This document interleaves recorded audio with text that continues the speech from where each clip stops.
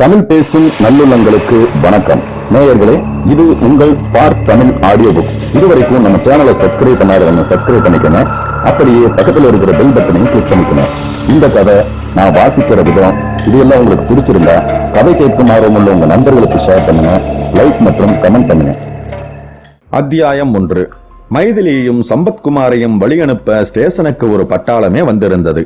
Maithili central station பிளாட்பாரத்தை மிதித்ததால் ஸ்டேஷனுக்கே தனியாக ஒரு கலை வந்துவிட்டது போல் தோன்றியது சம்பத்குமாருக்கு. பெங்களூர் மெயிலில் கூவே புக்காகி இருந்தது. இன்னும் சிறிது நேரத்தில் ரயில் புறப்பட்டுவிடும். இருந்தும் சம்பத்திற்கு மைதிலியுடன் தனித்திருக்க இன்னும் 5 யுக நிமிடங்கள் காத்திருக்க வேண்டுமே என்று நினைத்த போது சிரமமாக இருந்தது. டேய், புது பொண்டாட்டிடா, ஜாக்கிரதையா பாத்துக்கோ என்றான் ஜார்ஜ். அவனுக்கு சம்பத்திற்கு அவ்வளவு அழகான மனைவி வாய்த்ததில் அவ்வளவு பொறாமை. இந்த சம்பத்திற்கா? 6 விரல் அழகன், பால்டு மாமா, அனில் பல்லன், இவனுக்கா என்று பொறாமை கொண்டான். சம்பத்குமார் ஒன்றும் ஜார்ஜ் எண்ணியது போல அவ்வளவு மோசமான முகராசிக்காரன் இல்லை. தலையில் நெற்றியை பெரிதாக்கி காண்பித்துக் கொண்டு முடி சற்றே பின்வாங்கி இருந்தது என்பது உண்மைதான். அதற்காக அவன் வழுக்கையை நரசிம்மராவ் வழுக்கையுடன் ஒப்பிடுவதா என்ன? வலது கையில் பிறப்பிலிருந்து ஒரே ஒரு 6வது விரல் தனியாய் துண்டாய் பள்ளிவாள் போல் ஒட்டி கொண்டிருந்தது என்னவோ வாஸ்தவம் தான். So what? அது எந்த வகையில் அவன் அழகை கெடுத்து விட்டது? முன் 2 பற்களும் லேசாக தூக்கி கொண்டிருந்ததால் அனில் பல்லன் என்ற நண்பர்கள் பட்டம் கட்டினால் அதற்கு அவன் எப்படி பொறுப்பாக முடியும்? மற்றபடி சம்பத்குமார் ஆஜானுபாகு. அந்த நாள் கராத்தே மணி உடம்பு அவனுக்கு. டீக்காக உடை உடுப்பான், டீக்காக மீசையை ட்ரிம் பண்ணுவான். சம்பத்குமாரை அப்புறம் பார்க்கலாம். அம்மா சம்பத்குமாரின் காதருகே வந்தாள். சிகரெட் என்று பெண்டாட்டியை தனியே விட்டு போய்விடப் போகிறாய். வாசை தெரியாத ஊர். தொலைத்து விட்டேன் அது இது என்று வந்து நின்றாயோ, அப்புறம் உனக்கு இன்னொரு கல்யாணம் எல்லாம் பண்ணி வைக்க மாட்டேன் என்று பாதி கிண்டலாகவும் பாதி சீரியஸாகவும் சொன்னாள். அண்ணி, போய் சேர்ந்தவுடன் அந்த ரெட் கலர் சல்வார் கம்மிஸை போட்டுக் கொள்ளுங்கள். அப்புறம் அண்ணா உங்களை விட்டு அந்த பக்கம் இந்த பக்கம் நகர்கிறானா என்று பாருங்கள் என்றான் ஒருவன். அண்ணி எதுவும் போட்டுக் கொள்ளாவிட்டால் தான் எங்கேயும் நகரமாட்டேன் என்று சொல்ல வேண்டும் என்று நினைத்தான் சம்பத்குமார். ஆனால் சொல்லவில்லை. ரயில் எப்போது புறப்படும்? ஒரு போர்ட்டரும் ஒரு பிரயாணியும் 10 ரூபாய் பேரத்தில் அசிங்க வார்த்தைகளை பரிமாறிக் கொண்டிருந்தார்கள். தூணுக்கு தூண் டிவியில் பூனை எலியை துரத்தி கொண்டிருந்த கார்ட்டூன் படம். டிக்கெட் பரிசோதிப்பதை விட்டு அகன்ற புன்சிரிப்புடன் பார்த்து கொண்டிருந்த டிடிஇ. கடகட என உருண்ட இரும்பு சக்கர டிராலி. பிளாட்பாரத்தில் எல்லா இளைஞர்களும் சிகரெட் பிடித்தார்கள். தாவணி போட்ட பெண்கள் நிறைந்த குடும்பம் ஒன்று. பிளாட்பாரத்தில் மூட்டை முடிச்சுகளுடன் உட்கார்ந்திருந்த பெண்களை பெற்றவர் சைட் அடித்த வாலிபர்களை கண்களால் சுட்டுக் கொண்டிருந்தார்கள். சிக்னல் போட்டாச்சு என்று கீச்சு குரலில் ஒரு தாவணி கத்தியது. சம்பத்குமார் சாபம் விலகியாச்சு என்று யாரோ கத்தினார் போல உணர்ந்து ரயிலில் ஏறினான். வா மைதிலி, உள்ள போ மைதிலி. தலை குனிந்து வெட்கத்துடன் நின்றிருந்த மைதிலி ரயிலின் முதல் படியில் காலை வைத்த போது தடுமாறினாள். அவள் தடுமாறுவாள் என்று எதிர்பார்த்து காத்திருந்தது போல சம்பத்குமார் அவள் கையை பற்றி மற்றொரு கையை அவள் இடுப்பில் வைத்து தாங்கி அவளை ரயிலுக்குள் ஏற்றினாள். மைதிலி வெட்கப்பட்டாள். இருட்டினப்புறம் வெளியே சுத்த வேண்டாம். சரி. கண்ட ஹோட்டல்ல சாப்பிட வேண்டாம். சரி. பெரிய ஹோட்டல்ல சாப்பிடுங்கோ. சரி. ரயில் நகர்ந்தது. சம்பத்குமார் பெருமூச்சு விட்டான். மனைவியுடன் நின்று கையசைத்து விட்டு அவளுடன் இழைந்து நடந்து கூவேக்குள் நுழைந்ததும் முதல் வேளையாக கதவை சாத்தினான். கர்ச்சீஃபால் சீட்டை துடைத்தான். உட்கார் மைதிலி. அவள் உட்கார்ந்ததும் சம்பத் சூட்கேஸை அடியில் தள்ளிவிட்டு அவள் அருகில் உட்கார்ந்தான். ஒரு வழியாக ஹனிமூன். பாலுக்கு உரை ஊத்தினேனான்னு தெரியலைங்க. ஏய், அதெல்லாமா இப்போது பேச்சு? பெரியவர்கள் எல்லாம் வீட்டிலேயே விட்டு தனியாக புறப்பட்டு வந்திருக்கிறோமே. உதைப்பேன் ராஸ்கல். தனியாக பெரியவர்கள் தொந்தரவு இல்லாத நாட்கள் வேண்டும் என்றுதானே நான் இவ்வளவு தகிடதத்தம் செய்து ஆபீஸில் இருந்து பீத்து கொண்டு வீட்டில் இருந்து பீத்து கொண்டு உன்னை அடைகாத்து கூட்டி போகிறேன். சீ, என்ன சீ? அடைகாத்து கிடைகாத்து என்று என்னென்னமோ அசிங்கமான வார்த்தையெல்லாம் பேசுகிறீர்கள். இதுவே அசிங்கமா? அது கிழிந்தது போ. பின்ன கோவாவில் பார் ஐயா இன்னும் என்னென்ன பேச போகிறேன் என்று. ஐயோ ஐயோ. மைதிலி வெட்கத்தில் முகத்தை மூடிக்கொண்டாள். சம்பத்குமார் அவள் தொடையில் விரல்களை வைத்து நண்டு வருது நெறி வருது என்று தொடங்க மைதிலி அந்த விரல்களை அழுத்தி பற்றினாள். என்றால் முனகலாக. சம்பத்குமார் அவள் முனகலை ரசித்து சிரித்தான். அவள் முகத்தினருகே தன் முகத்தை கொண்டு சென்றான். மைதிலி அவனது தடித்த உதடுகளை மெல்ல வருடினாள். அவன் சிரிப்பில் ஒரு கவர்ச்சி இருப்பதாக அவள் நினைத்தாள். அவனது கேசம் கலைந்திருந்தது. நீல மூக்கில் ஒரே ஒரு கடுகு மச்சம். நீலம் கலந்த கருப்பு பாப்பாக்கள் கொண்ட அலையும் கண்கள், பரந்த மார்புகள், கரடிக்குட்டிக்கு போல ரோமச்சுருள்கள். முந்தின இரவில் சம்பத்குமார் மிக ஏங்கி இருந்த நேரத்தில் அவனது வியர்வை வாசனை மெலிதாக நுகர்ந்து அவனது நெருக்கத்திற்குள் தவித்து பின் முடியாமல் போனதை நினைத்து மைதிலி புன்முறுவல் பூத்தாள். சம்பத்குமார் மெல்ல இடது கையை எடுத்து அவளது இடுப்பு பிரதேசத்தில் அலையவிட்டான். மைதிலிக்கு ஜிவ்வென்று இருந்தது. வேண்டாம் சம்பத் என்றால் அவளுக்கே கேட்காத குரலில். உனக்கு வருத்தம் இல்லையே? இதுல என்ன கல்யாணம் செய்து கொண்டதுல? ஏன்? என்ன இருந்தாலும் நான் ஒரு பால்டு மாமா, அனில் பல்லன், 6 விரல் ஆசாமி. ச என்ன ச? எனக்கு உங்க மனசு பிடிச்சிருக்கு. எனக்கு நீங்க ஹீரோ. எனக்கு கூடத்தான் தொற்றுப்பல், காலில் கட்டி வந்து ஆபரேஷன் செய்து அதனால் பெரிய வடு, கண்கள் கூட லேசாக மாறுகன். அதனால் என்னை உங்களுக்கு பிடிக்கலையா? நீ சொன்ன அத்தனையும் உன் கவர்ச்சி. அதே மாதிரிதான் என் ஆளுக்கு நீங்கள் சொன்னதெல்லாம் கவர்ச்சிதான். அவளுடைய தோளில் அவன் மிக மெதுவாக சாய்ந்தான். மைதிலி ஜன்னல் பக்கம் வேடிக்கை பார்க்க தொடங்கினாள். ஏய், ஒரு முத்தம். 1 போதுமா? 2? 2 போதுமா? 1,00,000. அம்மாடியோ! சிரித்தான், சிரித்தாள். கோவா அவர்களுக்காக காத்திருந்தது. ரயில் பெங்களூரை நோக்கி தலை தெறிக்க ஓடியது. தொடர்ந்து கேட்டுட்டு இருக்க நண்பர்களுக்கு ஒரு வேண்டுகோள். நம்ம கதைகளை நிறைய பேர் ஆர்வமா கேட்கறீங்க. ஆனா நிறைய பேர் சப்ஸ்கிரைப் பண்ணாம தான் கேட்டுட்டு இருக்கீங்க. நீங்க சப்ஸ்கிரைப் பண்ணி நமக்கு கொடுக்கக்கூடிய ஆதரவு தான் எங்களுக்கு ஒரு ஊட்டச்சத்து மாதிரி, டானிக் மாதிரின்னு வச்சுக்கோங்களேன். கண்டிப்பா நீங்க அதை பண்ணுவீங்கன்னு நினைக்கிறேன். வாங்க தொடர்ந்து கதையை கேட்கலாம். அத்தியாயம் 2. கல்யாண் MM ஹோமில் இன்னும் கொஞ்சம் சரிந்தான். டார்லிங் என்றான். எஸ் என்றாள் அஞ்சனா. இன்னும் ஒரே பெக். உங்களால் டிரைவ் பண்ண முடியாது கல்யாண். முடியும். அஞ்சனா டீப்பாய் மீது இருந்த வாட் 69 எடுத்தாள். கோப்பையில் 2 விரக்கடை விட்டாள். நிர்வாண பென்சிலை அருகே கோப்பையை வைத்து ஏதோ ஒரு பட்டனை அழுத்த குளிர்ந்த நீர் கோப்பையில் நுரையுடன் பிரவாகித்தது. கல்யாண் அந்த கோப்பையை கையில் ஏந்தி அஞ்சனாவை பார்த்தான். அஞ்சனா அபாரமாக இருந்தாள். எலுமிச்சை மஞ்சளில் சாரி, அது இடுப்பிற்கு சற்று கீழே. அவள் அணிந்திருந்த எலுமிச்சை மஞ்சள் சோழியின் டிரான்ஸ்பரண்ட் தன்மை அஞ்சனாவின் மார்பை வெகு எடுப்பாக காட்டியது. எவளையா கொல்லப் போகிறேன்? அஞ்சனாவின் முகத்தில் ஒரு விதமான வெகுளித்தன்மை படர்ந்திருந்தது. அவளுடைய பலம். அந்த பலத்தை கொண்டு அவள் நிறைய ஆண்களை வேடன் ஒரே அம்பில் வேட்டையாடுவது போல் வேட்டையாடி இருக்கிறாள். அவர்களின் சொத்துக்களை அடைந்திருக்கிறாள். அஞ்சனா ஒரு மகாராணி போல வாழ வேண்டும். ஏழ்மை எல்லாம் அவளது இறந்த கால கெட்ட கனவுகள். இனி ஏழ்மையின் நிழல் கூட அவள் மேல் படரக்கூடாது. இந்த கல்யாண் தான் அவளை வசமாக சிக்க வைத்திருக்கிறான். அவளுடைய தூண்டில் முள்ளில் சிக்கப் போகும் சுறா மீன் அவன் என்று நினைத்தது போக அவனது தூண்டிலில் சிக்கிய கயல் மீனாகிவிட்டாள். அவனுடைய பர்சனல் செக்ரட்டரி, படுக்கை தோழி. அவன் கஞ்சாடை காட்டினால் அவன் யாருடன் என்று சொல்கிறானோ அவனுக்கு படுக்கை தோழி. ஒரே ஒரு வீக் மொமெண்டில், பலவீனமான தருணத்தில் அவன் காட்டிய ஒப்பந்தத்தில், ஒயினின் ஆக்கிரமிப்பில் அவள் போட்ட ஒற்றை கையெழுத்து அவளை அவனுடைய அடிமையாக்கிவிட்டது. இந்த முறை கடைசி. இந்த பயணத்துடன் அவள் அவனை விட்டு விலகப் போகிறாள். வேண்டிய ஏற்பாடுகள் எல்லாம் செய்தாகிவிட்டது. பார்முலாவின் ஜெராக்ஸ் பிரதி கூட அவள் கைப்பையில் இருக்கிறது. அவளுடைய ஃப்ரெண்ட் அஞ்சனாவிற்கு துரைபாலை அறிமுகப்படுத்தி இருக்கிறாள். அந்த துரைபால் அவளுக்கு 20 லட்சம் ரூபாய் நெட் கேஷாக தரப்போகிறான். கல்யாண் இன்னும் அவளை பார்த்து கொண்டிருந்தான். இன்னும் சில துளிகளை கோப்பையிலிருந்து சுவைத்தான். ஒரு சிகரெட்டை உதட்டில் பொருத்தி பற்ற வைத்து புகை உள்ளே போனதும் ஒரு தீர்மானத்திற்கு வந்தான்.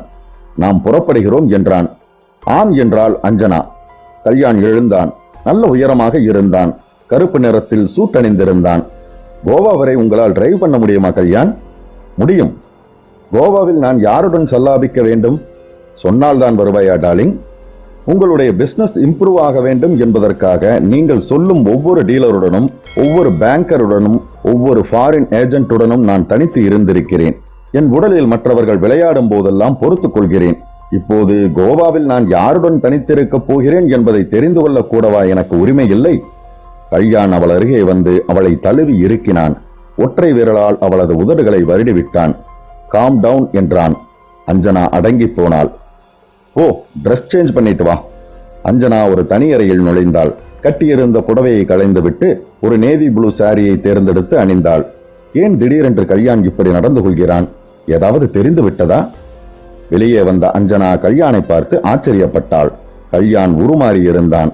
ஒரு நரைத்த தாடி, கண்களில் கூலர்ஸ், கோழி முட்டை பிரேம்.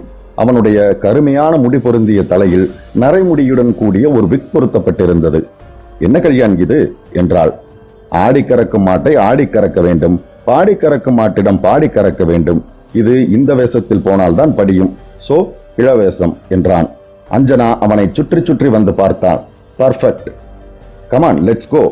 அவர்கள் வெளியே வந்தார்கள். போர்டிகோவில் ஒரு ஃபியட் நின்றது. சாக்லேட் நிறம். சாக்லேட் நிறத்தில் ஃபியட்டை அஞ்சனா பார்த்ததே இல்லை. இது எப்போது வாங்கியது கல்யாண்? இந்த வருட ஆரம்பத்தில். உனக்காகத்தான். இங்கேதான் பெங்களூரில் ரெஜிஸ்ட்ரேஷன். எனக்கா? ஆம். நான் ஓட்டலாமா கல்யாண்? என்னால் ஓட்ட முடியும் என்ற நம்பிக்கை உனக்கு இல்லைதானே?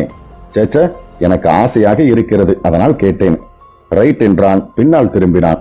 ஜெகதீஷ் சார் என்றான் வலுவான உடற்கட்டுடன் அங்கே இருந்த ஆசாமி. நான் மெட்ராஸ் போய்விடுவேன், இங்கே வரமாட்டேன். கெஸ்ட் ஹவுஸை பார்த்துக்கொள். Right sir. வாடகைக்கு விட்டுவிடாதே. இல்லை சார். அஞ்சனா உறக்கத்தின் விளிம்பில் இருந்தாள். ஃபியட்டில் ஏறி ஸ்டார்ட் செய்து ஒரு சீறி பார்த்தாள். கல்யாண் காரின் முன்சீட்டில் அமர்ந்தான். கார் கோவாவின் திசையில் சீறி பாய்ந்தது. அத்தியாயம் 3. பானாஜி அவர்களை வரவேற்று அன்புடன் அணைத்துக் கொண்டது. முன்பே ரிசர்வ் செய்திருந்ததால் டூரிஸ்ட் ஹாஸ்டலில் சம்பத்குமாருக்கு ஒரு டபுள் ரூம் ஒதுக்கப்பட்டிருந்தது. மனைவியுடன் அந்த அறைக்குள் நுழைந்தவுடன் கண்ணாடியை மறைத்திருந்த வெனிஷியன் பிளான்ட்டை உயர்த்தி எதிரில் தெரிந்த மாண்டவி ஆறையும் அதில் உளவிய பார்ஜுகளையும் படகுகளையும் சிறு கப்பலையும் பார்த்து வாவ் என்றான். மைதிலி அவனை உரசி நின்று அவன் உடலில் உஷ்ணமேற்றுவிட்டு அவளும் வாவ் என்றாள். கோவாவின் தலைநகர் படு கவர்ச்சியாக இருந்தது. சின்ன சின்ன வீதிகள், போர்ச்சுகீசிய பாணியில் கட்டப்பட்ட செம்மண் நிறம் மிகுதியாக இருந்த வீடுகள், கொங்கணி, போர்ச்சுகீசிய மற்றும் இந்திய மக்கள். மற்ற தினங்களைப் போல அன்றும் கோவாவின் பிற்பகல் சூடாகி இருந்தது. அராபிய அலைகள் இந்திய மண்ணை அரைந்து அரைந்து முத்தம் கொடுத்தன. சுற்றுலா பஸ்களில் கைடுகள் ஓட்டை ஆங்கில அளப்பில் மக்கள் ஊர் சுற்றி பார்த்தார்கள். சம்பத்குமார் வெளியிலிருந்து கண்களை பீத்து எடுத்து அவளை பார்த்தான். சிரித்தான். இளமை கலந்த காரணமற்ற சிரிப்பு, சுதந்திரமான சிரிப்பு. அப்பா, அம்மா, தங்கை, தம்பி, லொக் லொக் தாத்தா, பாட்டி என்று எந்தவித இடையூறுமற்ற தேனிலவச் சிரிப்பு. அவளுடைய ஜில்லென்ற வயிற்று குழைவில் அவன் விரலை ஓட்டினான். சிரிப்பு. அவனுடைய மார்புச் சுருளை விரலில் சுற்றி அவள் டக் என்று உதிர்த்து காட்டினாள். சிரிப்பு. சம்பத்குமார் டெலிபோன் தொட்டியில் இருந்து ரிசீவர் குழந்தையை எடுத்து ரூம் சர்வீஸை அழைத்து 2 லஞ்ச் வெஜிடேரியன் என்றான். சம்பத்குமார் மறுபடி கண்ணாடி வழியே தெரிந்த கோவாவின் கவர்ச்சியால் ஈர்க்கப்பட்டு ஜன்னல் வழியே பார்க்க தொடங்க மைதிலி அந்த அறையை சுற்றி பார்வையை செலுத்தினாள். கட்டில்கள், நைட் லேம்ப், போர்வைகள், டிரெஸ்ஸிங் டேபிள், அவளை பிரதிபலித்த கண்ணாடி. அறைக்கு ஒரு பக்கம் சுவர் இல்லை, கண்ணாடி ஜன்னல். ஜன்னல் வழியே பிற்பகல் சூரிய கதிர்கள் அவளை நோக்கி குத்தீட்டிகளாக பாய்ந்தன. மைதிலி வகிடு எதுவும் எடுக்காமல் தன் சுருள் சுருளான கேசத்தை அப்படியே பின்னுக்கு தள்ளி வாரியிருந்தாள். நெற்றியில் சின்ன பொட்டு, காது மடல்களில் சின்ன சின்ன தோடுகள். நீல மூக்கு நுனியில் மட்டும் மிக லேசாக வளைந்து மேலுதட்டை பார்த்து கொண்டிருக்க புதர்களின் சமீபத்தில் சம்பத்குமார் விட்டு போயிருந்த ஈரத்தின் மிச்சம்.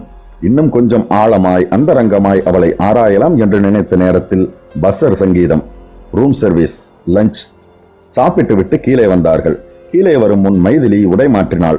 அவன் எதிரில். அவன் வாங்கி தந்து அவள் அணிந்தே ஆக வேண்டுமென வற்புறுத்திய மயிலாப்பூர் பிரதேசத்திற்கு ஒத்துவராத மிடி. கோவாவின் தெருக்களில் நடந்தார்கள். ஒவ்வொரு தெருமுனையிலும் மோட்டார் பைக்குகள். ஓட்டுநர்கள் வாடகை கொடுக்க தயாராக இருக்கும் கஸ்டமருக்காக காத்திருந்தார்கள்.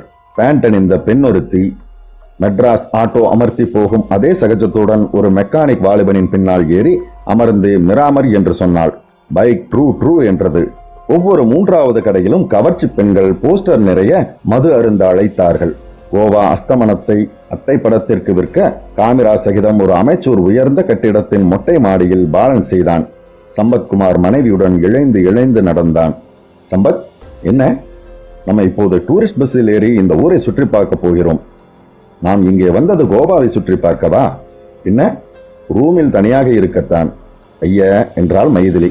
அவளுடைய ஒவ்வொரு மயிர்கால்களும் சிலிர்த்து கொண்டன. இந்த சினுங்கள் தானே வேண்டாம் என்கிறது. இல்லை சம்பத். என்ன இல்லை சம்பத்? நாம இந்த தடவை விட்டா கோவாவிற்கு எப்போது வருவோமோ என்னவோ. அதனால ஒரு தடவை கோவாவை சுத்தி பார்த்துருவோம். ராத்திரி 8 மணிக்கு ரூமுக்கு போயிருவோம். அதுக்கப்புறம் நீங்க சொன்னா நான் உங்களுடைய ஒவ்வொரு வார்த்தையும் கேட்டு அதன்படி நடக்கிறேன். உட்கார சொன்னால் உட்கார்றேன், நிற்க சொன்னா நிக்கிறேன், தோப்பு கரணம் போட சொன்னா தோப்பு கரணம் போடுறேன். அதெல்லாம் எனக்கு வேண்டாம். நான் ஒன்றே ஒன்றுதான் சொல்வேன், அதன்படி நீ நடந்தா போதும். என்ன அது என்று ஒரு மாதிரி முனகலான குரலில் கேட்டாள் மைதிலி. விளக்கை அணை. சீ என்றாள் மைதிலி. அவர்கள் இருவரும் மீராமர் பீச்சை அடைந்து தோனாபாலாவின் சிலை வரை சென்று கல்லூரி மாணவர்கள் மாணவிகள் அங்கே வெகு சுதந்திரமாக பாயலா ஆடியதை பார்த்து கொண்டிருந்து விட்டு போட் ஜெட்டியை வந்தடைந்தார்கள். போட் ஜெட்டி மீராமர் பீச்சிலேயே இருந்தது. கைடு ஒருவன் ஏக் துஜே கேலியேவில் கமலஹாசனும் ரத்தி அக்னிஹோத்திரியும் இங்கேதான் செத்துப்போய் விழுந்து கிடந்த காட்சி படமாக்கப்பட்டது என்று சொல்லிக் கொண்டிருக்க, அவர்கள் இருவரும் கைடை உதாசீனம் செய்துவிட்டு படகு துறைமுகம் நோக்கி நடந்தார்கள். ஒரு மாருதி வேன் நிறைய இலசுகள் ஏறி ஆர்ப்பாட்டம் பண்ணி கொண்டிருக்க, மாருதி சடார் சடார் என்று ரிவர்ஸில் கிளம்பியது. மைதிலி மயிரிலையில் அதன் பம்பரில் அடிபடாமல் தப்பினாள். கோபமுற்று கிளம்பிய சம்பத்குமாரை தடுத்தாள். பிளீஸ், நாம ஊருக்கு புதுசு, நம்ம சண்டையை ஆரம்பிச்சா இந்த ஊர்க்காரங்க எல்லாரும் அவங்க பக்கம் சேர்ந்துக்குவாங்க, அப்புறம் நமக்கு நியாயமே கிடைக்காது. வேண்டாமே சம்பத், பிளீஸ். சம்பத்குமார் மைதிலியின் வார்த்தைகளை மதித்து அவள் தோள் மீது கை போட்டு அணைத்துக் கொண்டு துறைமுகம் நோக்கி நடந்தான். அத்தியாயம் 4. கல்யாண் பானாஜியின் எல்லையில் காரை ஒரு சின்ன ஹாங்குடன் செலுத்தினான். வலது பக்கம் மாப்சாவிற்கு செல்லும் பாதை மாண்டவி நதியின் குறுக்கில் கான்கிரீட் பாலமாக தொடங்கி இருந்தது. காரை கல்யாண் கான்கிரீட் பாலத்தில் செலுத்தினான். அது பாலத்தை கடந்ததும் இடது பக்கம் சென்ற ஆள் அரவமற்ற மண் பாதையில் காரை செலுத்தினான். கார் மலைப்பாதை ஏறும் பல்லக்கு போல மிதந்து மிதந்து சென்றது. சற்று தூரம் சென்றதும் பானாஜியின் சந்தடியிலிருந்து துறவு மனப்பான்மையுடன் விலகி இருந்தது போல் தெரிந்த ஒரு வீட்டு வாசலை நெருங்கியது. காம்பவுண்டிற்குள் நுழைந்து பச்சை புல்வெளிக்கு நடுவில் ஓடிய காங்கிரீட் ரிப்பனில் ஓடி போர்டிகோவின் காங்கிரீட் நீட்டலுக்கு அடியில் சொருகிக் கொண்டது பெருமூச்சுடன் மௌனமானது. அஞ்சனா ஹாய் என்று அப்படியே பின்னால் சாய்ந்தாள். அவளது உடலின் ஒவ்வொரு இணைப்பிலும் பிரயாணத்தின் களைப்பு இருந்தது. இறங்கு அஞ்சனா. அஞ்சனா சலித்துக் கொண்டாள். தலை கண்ணா பின்னாவென்று கலைந்திருந்தது. கமான் என்றான். அது ஒரு சின்ன பங்களா டைப் வீடு. நிறைய கண்ணாடி சதுரங்கள். கதவு மரத்தால் செய்யப்பட்டிருந்தது. வேலையே இல்லாத தச்சன் இழைத்து இழைத்து செதுக்கி செதுக்கி செய்திருந்த மரக்கதவு. கல்யாண் கோட் பாக்கெட்டில் ஒரு சாவியை எடுத்து கதவை திறக்க, அஞ்சனா ஐ நீட் ரெஸ்ட் என்றாள். உள்ளே நுழைந்ததும் ஹால். தேக்கு மர தூண்கள், போர்த்துகீசிய கட்டிட அமைப்பு, ஹாலில் தூசி திரை, ஹாலை சுற்றி கண்ணாடி ஜன்னல்கள் மூடிய திரைகள். நீ போய் குளி. சரி என்றாள். ஹாலின் இடது கோடியில் பாத்ரூம். கெய்சர் சுவிட்சை தட்டினாள். பாத்ரூம் விசாலமாக ஒரு கல்யாண பந்தி போடலாம் போல் இருந்தது. அஞ்சனா ஒரு பக்கமாக இருந்த வார்ட்ரோப் அருகில் சென்றாள். திறந்தாள். பெண்மை பாலிஸ்டர்களில், அமெரிக்கன் ஜார்ஜெட்களில், ஷிஃபான்களில் வழிந்தது. அஞ்சனா வெகு சுலபமாக கட்டியிருந்த சேலையை களைந்தாள். ஏறக்குறைய அதே நேரத்தில் கல்யாண் கதவை திறந்து வெளியே வந்தான். ஃபியட்டின் பின்னால் இருந்த ஒரு நம்பர் பிளேட்டை எடுத்தான். உள்ளே கொண்டு வந்து ஹாலின் ஒரு செல்ஃபில் வைத்து ஞாபகமாக அதன் கதவை மூடினான். காரின் டேஷ்போர்டை திறந்தான். அதில் இருந்த கைக்கு அடக்கமான ஒரு சிறு துப்பாக்கியை எடுத்தான். திறந்து சேம்பரில் குண்டு இருக்கிறதா என்று பரிசோதித்தான். சைலன்சரை எடுத்து மெல்ல கிரி கிரி என்று சுத்தினான். என்னையா ஏமாற்ற பார்க்கிறாய்? தப்பித்து விடுவாயா அஞ்சனா? நான் காயம்பட்ட புலி, அடிபட்ட பாம்பு, பசித்த சிங்கம். பார், இங்கே உனக்கு என்ன நடக்கப் போகிறது என்பதை நீ பார்க்கத்தானே போகிறாய். அவன் துப்பாக்கியை பழையபடி டேஷ்போர்டில் வைத்துவிட்டு உள்ளே நுழைந்தான். அஞ்சனா ஒரு டர்க்கி டவலை சுற்றி கொண்டு பாத்ரூமில் இருந்து வெளியே வந்தாள். கல்யாணிற்கு உடலில் உஷ்ணம் ஏறியது. ஃப்ரிட்ஜில் பிரெட் இருக்கிறது. வெண்ணெய், ஜாம், முட்டை எல்லாம் தாராளமாகவே இருக்கின்றன. ஆம்லெட் போடு. பிரேக்ஃபாஸ்டிற்கு ரொட்டியில் சீஸ் தடவி கொடு. மாலையில் வெளியே போவோம் என்றான் கல்யாண். ஓகே என்றாள். அவன் எதிரிலேயே டவலை களைந்தாள். அவன் எதிரிலேயே புடவையை கட்டத் தொடங்கினாள். அவன் அவளை அருகில் இழுத்தான். அவளுடைய புடவை கட்டும் செயலுக்கு 144 தடை உத்தரவை பிறப்பித்தான். மேகங்கள் மாலை வாக்கிங் போக தொடங்கி இருந்தன.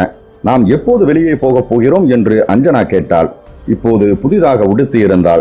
குளிர் அல்லது மற்றவர்களின் கண்களை தாக்காமல் இருப்பதற்காக உடுத்தியிருந்த புடவையின் மீது ஒரே ஒரு கோட் அணிந்தாள். கோட் நவீனமாக இருந்தது. கோட்டில் ஒரு பெண் மற்றும் ஒரு ஆண் இருவரும் இணைந்திருந்த ஒரு அந்தரங்கமான காட்சி கையால் வரையப்பட்டிருந்தது. பட்டன்கள் தங்க மூலாமோ அல்லது தங்கம்தானோ மின்னிக் கொண்டிருந்தன. கல்யாண் அவளை பார்த்தான். ஒரு தீர்மானத்திற்கு வந்தவனைப் போல இருந்தான். எழுந்தான். கோட் மாட்டினான். பேண்ட் மாட்டினான். கண்ணாடி முன் நின்று தாடி சரியாக இருக்கிறதா, குளிர் கண்ணாடி பொருந்தி இருக்கிறதா என்று பார்த்து கொண்டான். வாட் 69 அப்படியே வாயில் சரித்துக் கொண்டான். நாம் இப்போது புறப்படுகிறோம், வா என்றான். காலையில் அவன் அழைத்த வாவிற்கும் இப்போதைய வாவிலும் நிறைய வித்தியாசம் இருந்தது. அஞ்சனா சரியாக பொருந்தாத அவனது நரை முடிவிக்கை பார்த்து கொண்டே தனது நவீன கோட்டின் பட்டன்களை போட ஒரு பட்டன் அவளது விரல்களின் வேகம் தாங்காமல் கலன்று கொண்டது. அஞ்சனா அந்த பட்டனை தன் கைப்பையில் போட்டுக்கொண்டாள். அவனுடன் புறப்பட்டாள். வெளியில் வந்தார்கள். கல்யாண் மறக்காமல் கதவை பூட்டினான். சாவியை கோட் பாக்கெட்டில் போட்டுக்கொண்டான். ஃபியட்டை நோக்கி நடந்தான். ஃபியட் ஏறக்குறைய 600 கிலோமீட்டர் பயணத்தில் புழுதி தடவி கொண்டிருந்தது. ஏறி அமர்ந்தான். அஞ்சனா ஒரு கன்னி பெண்ணின் துள்ளலுடன் காரை வலம் வந்தாள். கதவை திறந்தாள். ஏறி அமர்ந்தாள். எங்கே போகிறோம் நாம்? பார்ட்டியை சந்திக்கவா? இல்லை, புதுக்காற்றை சுவாசிக்க. பார்ட்டியை மீட் பண்ணுவதெல்லாம் நாளை சூரியன் எழுந்த பின். சரி. கார் திடுமென்று எழுந்தது. மீராமர் பீச்சை நோக்கி உற்சாகத்துடன் ஓடத் தொடங்கியது. மீராமர் பீச்சிலிருந்து டோனாபாலாவிற்கு செல்லும் வழி ஒரே வழி, நேர் வழி. தார் சாலையும் செம்மண் கரையுமாக ஓடும் ஓர் சாலை. அந்த சாலையில் வண்டி செல்லும் போது எதிரில் வந்த வண்டி ஒதுங்கினால் சாலையில் நிச்சயம் புழுதி பறக்கும். கல்யாண் காரை வெகு எச்சரிக்கையுடன் செலுத்தினான். மெதுவாக செலுத்தினான். அவன் செய்ய போவது ஒரே கொலை. கொலையை எங்கு செய்ய வேண்டும் என்று ஏற்கனவே தீர்மானித்திருந்தான். அவன் தீர்மானித்திருந்த இடம் டோனாபாலாவில் இருந்து வாஸ்கோ துறைமுகம் செல்லும் கடல் பகுதியில் 3 கிலோமீட்டர் தள்ளி இருந்த ஒரு கரை அருகே இருந்தது. அந்த இடம் பிசினஸ் விஷயமாக அவன் கோவா வந்திருந்த போது தெரிந்து கொண்ட ஒரு அந்தரங்கமான இடம். அந்த இடத்தில் இருட்டு நேரத்தில் யாரும் வருவதில்லை. வெகு வசதியான இடம். அந்த இடத்திற்கு போகும் வரை யாரும் அஞ்சனாவை பார்த்துவிடக் கூடாது. அப்படியே போகும்போது பார்த்தாலும் திரும்பி வரும்போது அவன் தனியாக திரும்புவதை யாரும் பார்த்துவிடக் கூடாது. அதனாலேயே அவன் நிறைய ஒப்பனையெல்லாம் செய்து தன்னை மாற்றிக் கொண்டிருந்தான். அதனாலேயே அவன் காரை மிக எச்சரிக்கையுடன் செலுத்தினான். கார் திடுமென வளைந்து வளைந்து சென்றது. கல்யாண் சிந்தனையில் இருந்து விடுபட்டான். என்ன இது? காரின் முன் டயரில் ஒன்று பஞ்சராயிருக்க வேண்டும். ஷிட்! கல்யாண் காரை நிறுத்தினான். இறங்கினான். காரை பார்வையிட்டான். முன்பக்க இடது டயர் சாலையில் அழுந்தி இருந்தது. ஷூ காலை கீழே உதைத்தான். அஞ்சனா காரில் இருந்து இறங்கினாள். என்ன டார்லிங் என்றாள். பஞ்சர். இரு, ஸ்டெப்னியை எடுத்து பிக்ஸ் பண்ணி விடுகிறேன். அஞ்சனா கைப்பையை சுழற்றிக் கொண்டே சாலை ஓரத்தில் இருந்த ஒரு சின்ன பாறை மீது அமர்ந்தாள். கல்யாண் கார் அருகே குனிந்து உட்கார்ந்தான்.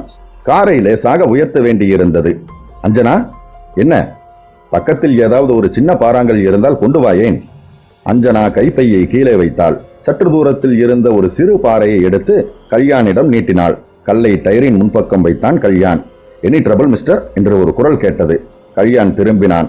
ஒரு கிழவன் அரை டிராயரும் அரைக்கை சட்டையும் சட்டி போல கவிழ்க்கப்பட்ட வெள்ளை முடியும் வெள்ளை நரைமீசையும் சுருங்கி சிவந்த தோல்முகமுமாக நின்றிருந்தான். அவன் வாயில் சுருட்டு புகைந்தது. காலில் ஹவாய் செப்பல், தோளில் ஒரு மீன் வலை. Nothing, just a puncture. I can manage என்றான் Kalyan. I am a fisher man here, D'Souza. I see என்றான் கல்யாண் சக்கர நட்டுக்களை கழற்றிக்கொண்டே. அந்த பெண் உன் மகளா? எஸ் என்றான் கல்யாண் எரிச்சலுடன். கிழவன் அஞ்சனாவை நெருங்கினான். வாட் அ உமன் என்று அஞ்சனாவை வியந்தான். அஞ்சனாவிற்கு கிழவனை பார்க்கும்போது சிரிப்பாக இருந்தது.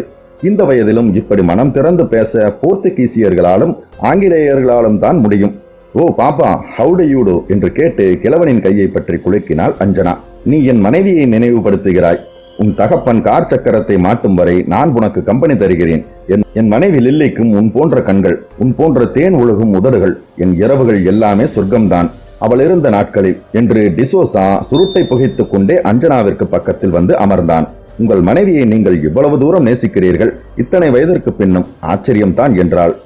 என் இனிய தேவதையே, என் லில்லிக்கு கூட உனக்கு இருப்பது போல் ஒயின் கோப்பைகளை கவிழ்த்தால் போல் இருக்கும் மார்புகள் தான். என் லில்லியும் நானும் இதே டோனாபாலாவிற்கு வந்து எத்தனை இரவுகளை பாறை மேல் தனியாக கழித்திருக்கிறோம் தெரியுமா? இன்றைக்கு இரவு நீ ஏன் என் வீட்டில் என்னுடன் டின்னர் சாப்பிடக்கூடாது? போனால் போகிறது. உன் தகப்பனும் நம்முடன் சேர்ந்து கொள்ளட்டும். நான் இன்றைக்கு நல்ல நல்ல கடல் மீன்களாக பிடித்து வந்திருக்கிறேன். அஞ்சனா அத்தனை பற்களும் தெரிய சிரித்தாள். கல்யாண் அதற்குள் ஸ்டெப்னி மாற்றி இருந்தான். அஞ்சனாவின் சிரிப்பு ஒரு காலத்தில் அவனை மயக்கி இருக்கிறது. இப்போது இல்லை. சிரி, எவ்வளவு முடியுமோ சிரி. இன்னும் கொஞ்ச நேரத்துக்கு தானே.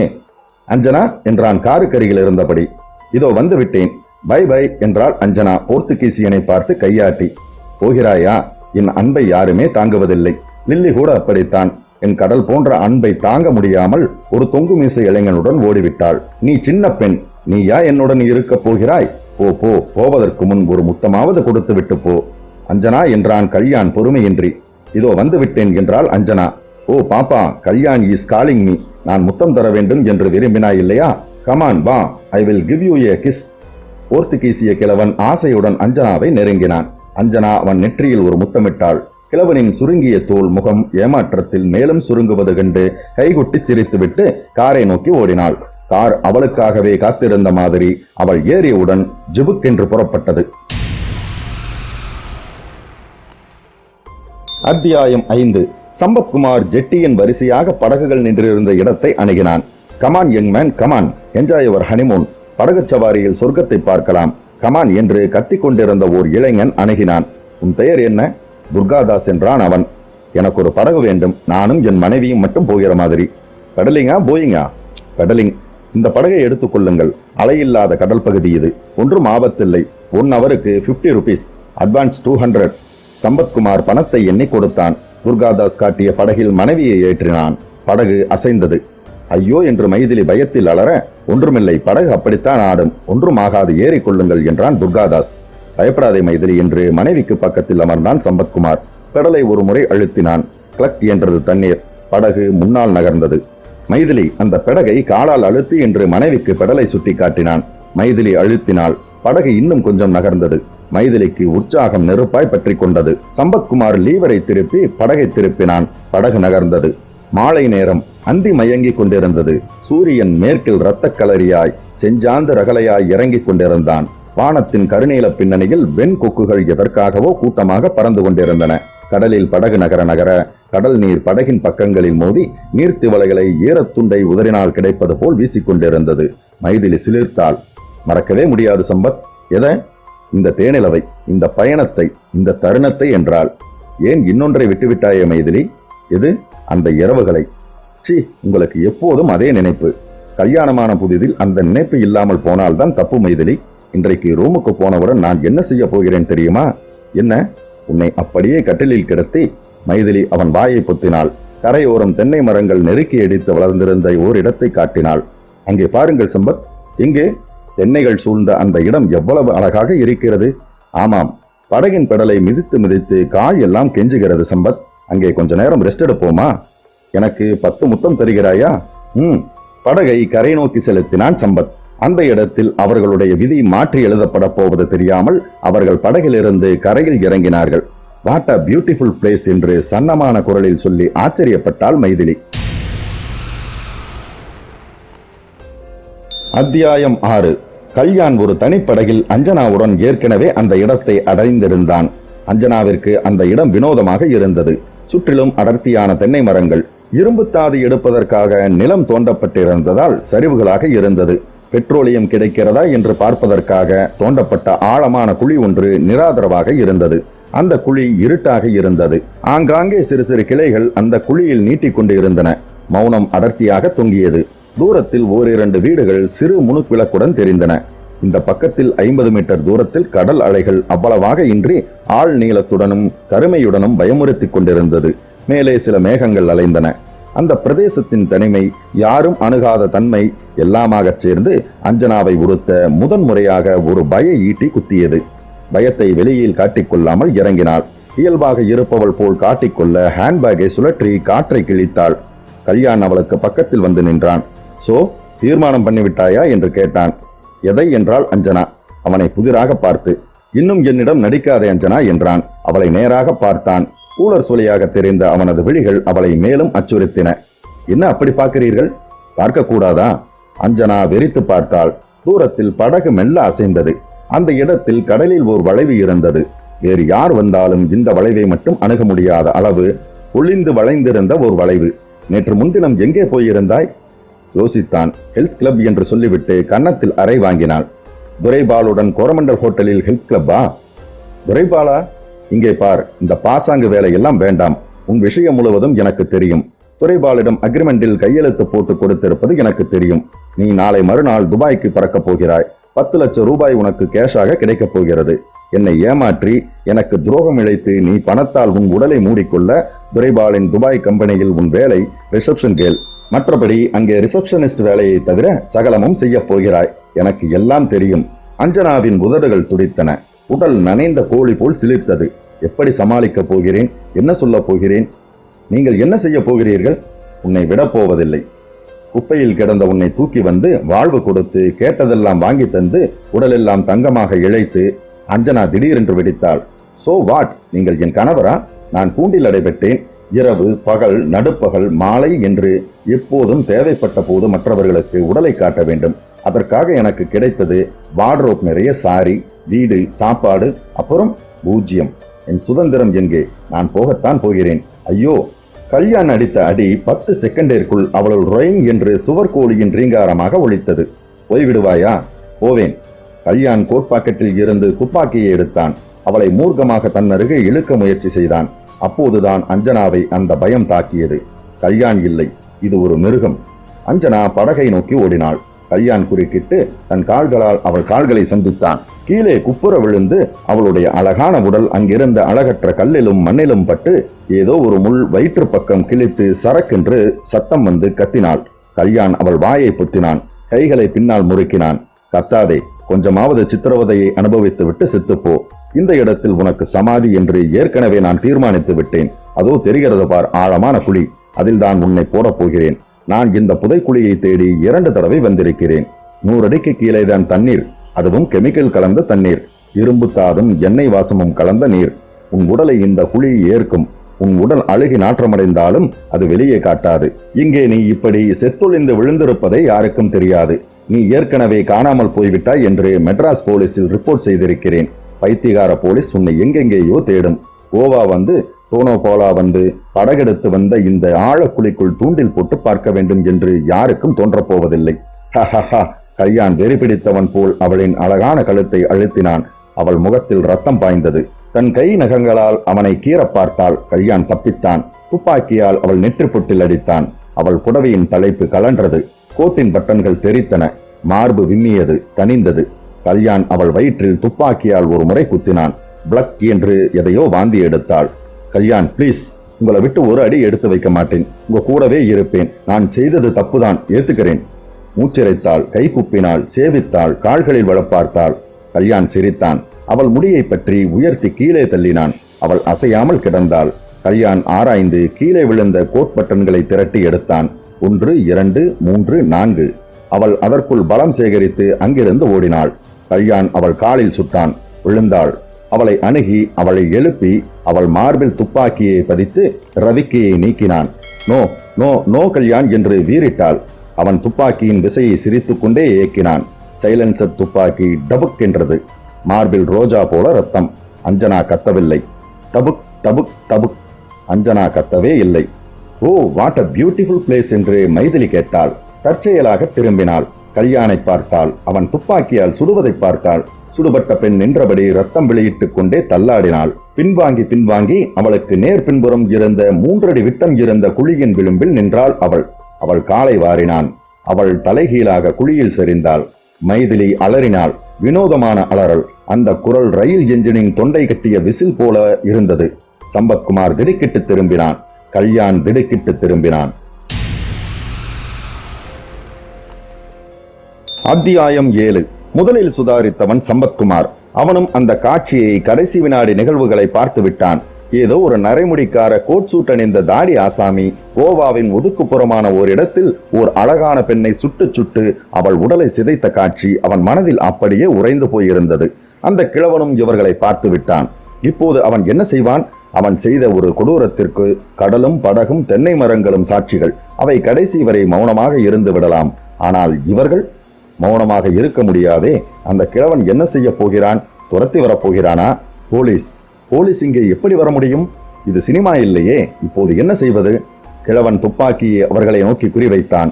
அவர்களுக்கும் கிழவனுக்கும் இடையில் 20 அடி இருக்கலாம். குறி அவ்வளவு தூரம் பாயுமா என்று தெரியவில்லை. ஸ்டாப் என்றான் கிழவன். மைதிலி இன்னும் மயங்கி விடவில்லை. அவனது தோள்களில் நகங்களை புதைத்திருந்தாள்.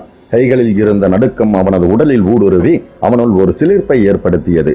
கம் மைதிலி என்றான். குரலில் பதற்றம், அவசரம் இரண்டும் இருந்தன. உடனே திரும்பினார்கள். படகு நோக்கி ஓடத் தொடங்கினார்கள்.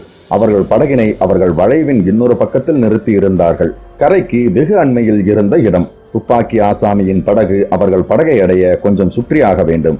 ஹேய், ஸ்டாப் என்று கல்யாண் கத்தினான். துப்பாக்கியால் சுட்டான். குண்டு சம்பத்குமாரின் காலுக்கு அருகே குழிபறித்தது. இன்னும் சீக்கிரம் என்றான். அவர்கள் வேகமாக ஓடினார்கள். அவர்கள் நுரையீரல்கள் அதிகப்படியாக வேலை செய்ய தொடங்க இதயம் திடும் திடும் தாம் தாம் என்று அடித்துக் கொள்ள தக் தக் தக் தக் என்று சூப்பர் வேகத்தில் ஓடினார்கள். டுபுக் டுபுக் என்று மேலும் 2 குண்டுகள் செலவழிந்தன. ஒன்று மைதிலியின் காலுக்கு பக்கத்தில் பட்டு ஒரு கல்லை இடம்பெயர்த்து அவள் காலில் மோதி அவளை ஹம்மா என்று துடிக்க வைத்தது. சம்பத் இன்னும் வேகம் என்று நினைத்து கொண்டான். ஓடினான். மைதிலி மூச்சிறைத்தாள். வினோத சத்தங்கள் எழுப்பினாள். அழுதாள். ஏதோ ஒரு அவசர கதியில் முனகினாலும் ஓடினாள்.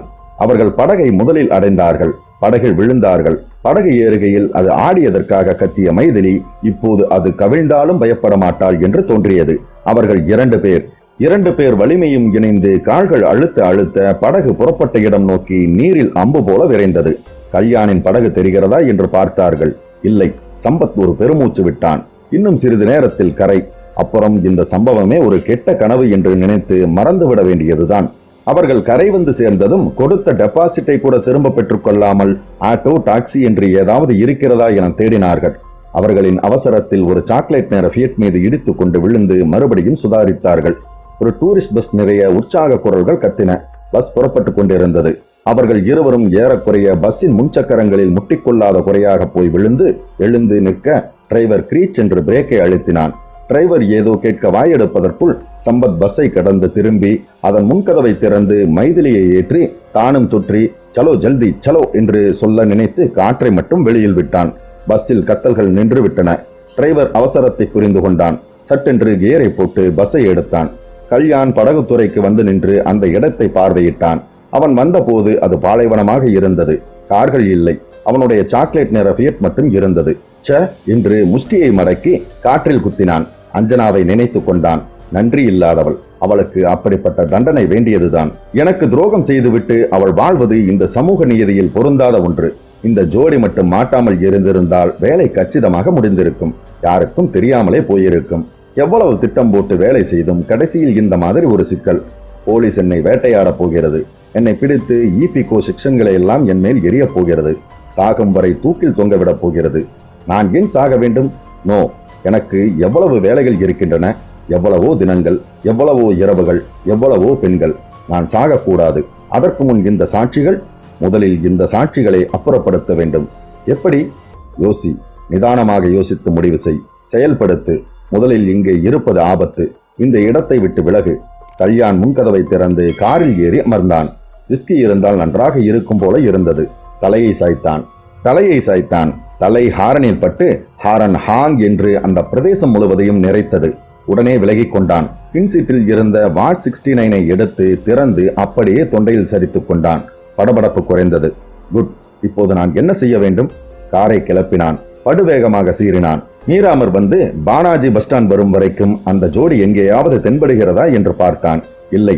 மாப்சா பாலம் கடந்து இடது பக்கம் திரும்பி தன் இடத்திற்கு வந்து காரை நிறுத்தினான். கதவை திறந்து உள்ளே நுழைந்து கட்டிலில் துப்பென்று சாய்ந்தான். அத்தியாயம் 8. பஸ்ஸில் மௌனம் சூடாக அடைகாத்தது. என்ன ஆயிற்று என்று தமிழில் கேட்டான் ஒரு வாலிபன். சம்பத்குமார் இப்போதுதான் சீரான மூச்சிற்கு வந்திருந்தான். மைதிலி அவன் தோளில் சரிந்திருந்தாள். திம்மிக் கொண்டிருந்தாள். குலுங்கிக் கொண்டிருந்தாள். What happened? ஒரு கொலை. என்னது? எஸ். டோனோபாலாவிலிருந்து கடலில் சற்று தூரம் பிரயாணம் செய்தால் ஒரு தனி இடத்தை அடையலாம். இயற்கையை நாங்கள் ரசிக்க போன நேரத்தில் நாங்கள் அந்த கொலையை பார்த்தோம். கொல்லப்பட்டவள் ஒரு இளம்பெண். கொன்றவன் ஒரு கிழவன். இளம்பெண் ஒரு குழியில் தள்ளப்பட்டாள். 100 அடிக்கு மேல் ஆழமான குழி. அந்த குழி பற்றி எச்சரிக்கை போர்டு கூட அங்கே இருக்கிறது. இந்நேரம் குழியை மண் மூடியிருக்கும். கீழே பெட்ரோல் எண்ணெய் கிடைக்கிறதா என்று ஆராய்ச்சி செய்ய தோண்டப்பட்ட குழி அது. அந்த குழியில் ஒரு வகையான அமிலம் கிடைத்தது. அந்த அமிலம் இரும்பை கூட கரைத்துவிடும் தன்மை உடையது என்று போர்டில் எழுதியிருக்கிறது.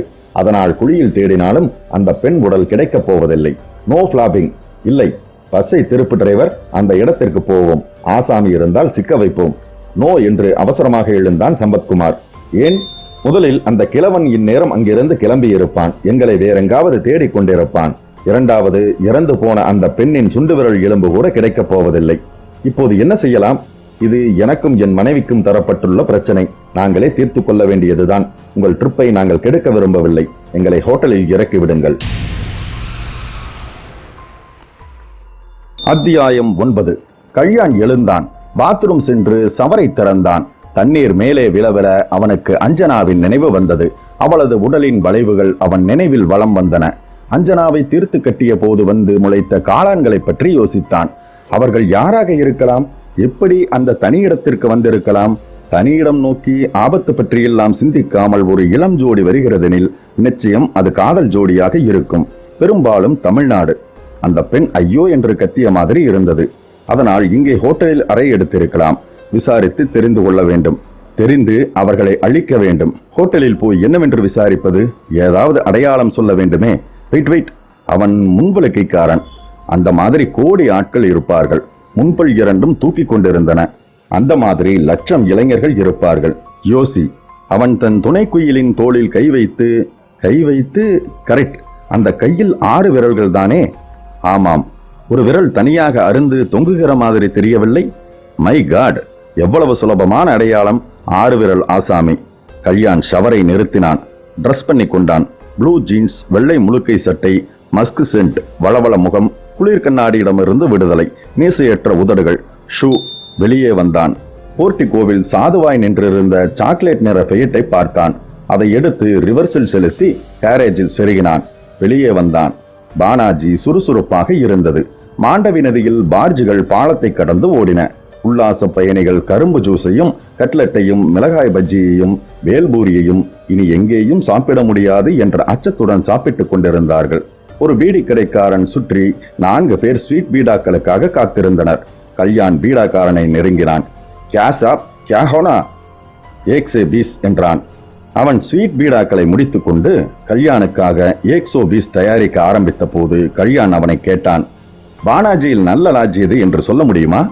"நிறைய இருக்கிறது சார். 5 ஸ்டார் என்றால் மாண்டவி, இல்லை மிடில் கிளாஸ் பட்ஜெட் என்றால் டூரிஸ்ட் ஹாஸ்டல். வெளியூரில் இருந்து வருபவர்கள் எல்லாம் இந்த 2 ஹோட்டல்களில் ரூம் ரிசர்வ் செய்துவிட்டுத்தான் வருவார்கள்." "தேங்க்ஸ்" என்றான். பீடாவை வாங்கி வாயில் போட்டான். யோசித்தான். அவர்கள் இருவரும் 5 ஸ்டார் ஹோட்டலில் தங்குபவர்களாக அவனுக்கு தோன்றவில்லை. டூரிஸ்ட் பஸ்ஸில் வந்திருப்பவர்களும் கிடையாது. டூரிஸ்ட் பஸ் என்றால் கூடவே ஒரு கூட்டம் இருக்கும். அவன் டூரிஸ்ட் ஹாஸ்டல் சென்று விசாரிப்பது என்று தீர்மானித்துக் கொண்டான். டூரிஸ்ட் ஹாஸ்டல் மாண்டவி நதியின் போட் ஜெட்டிக்கு எதிரே இருந்தது.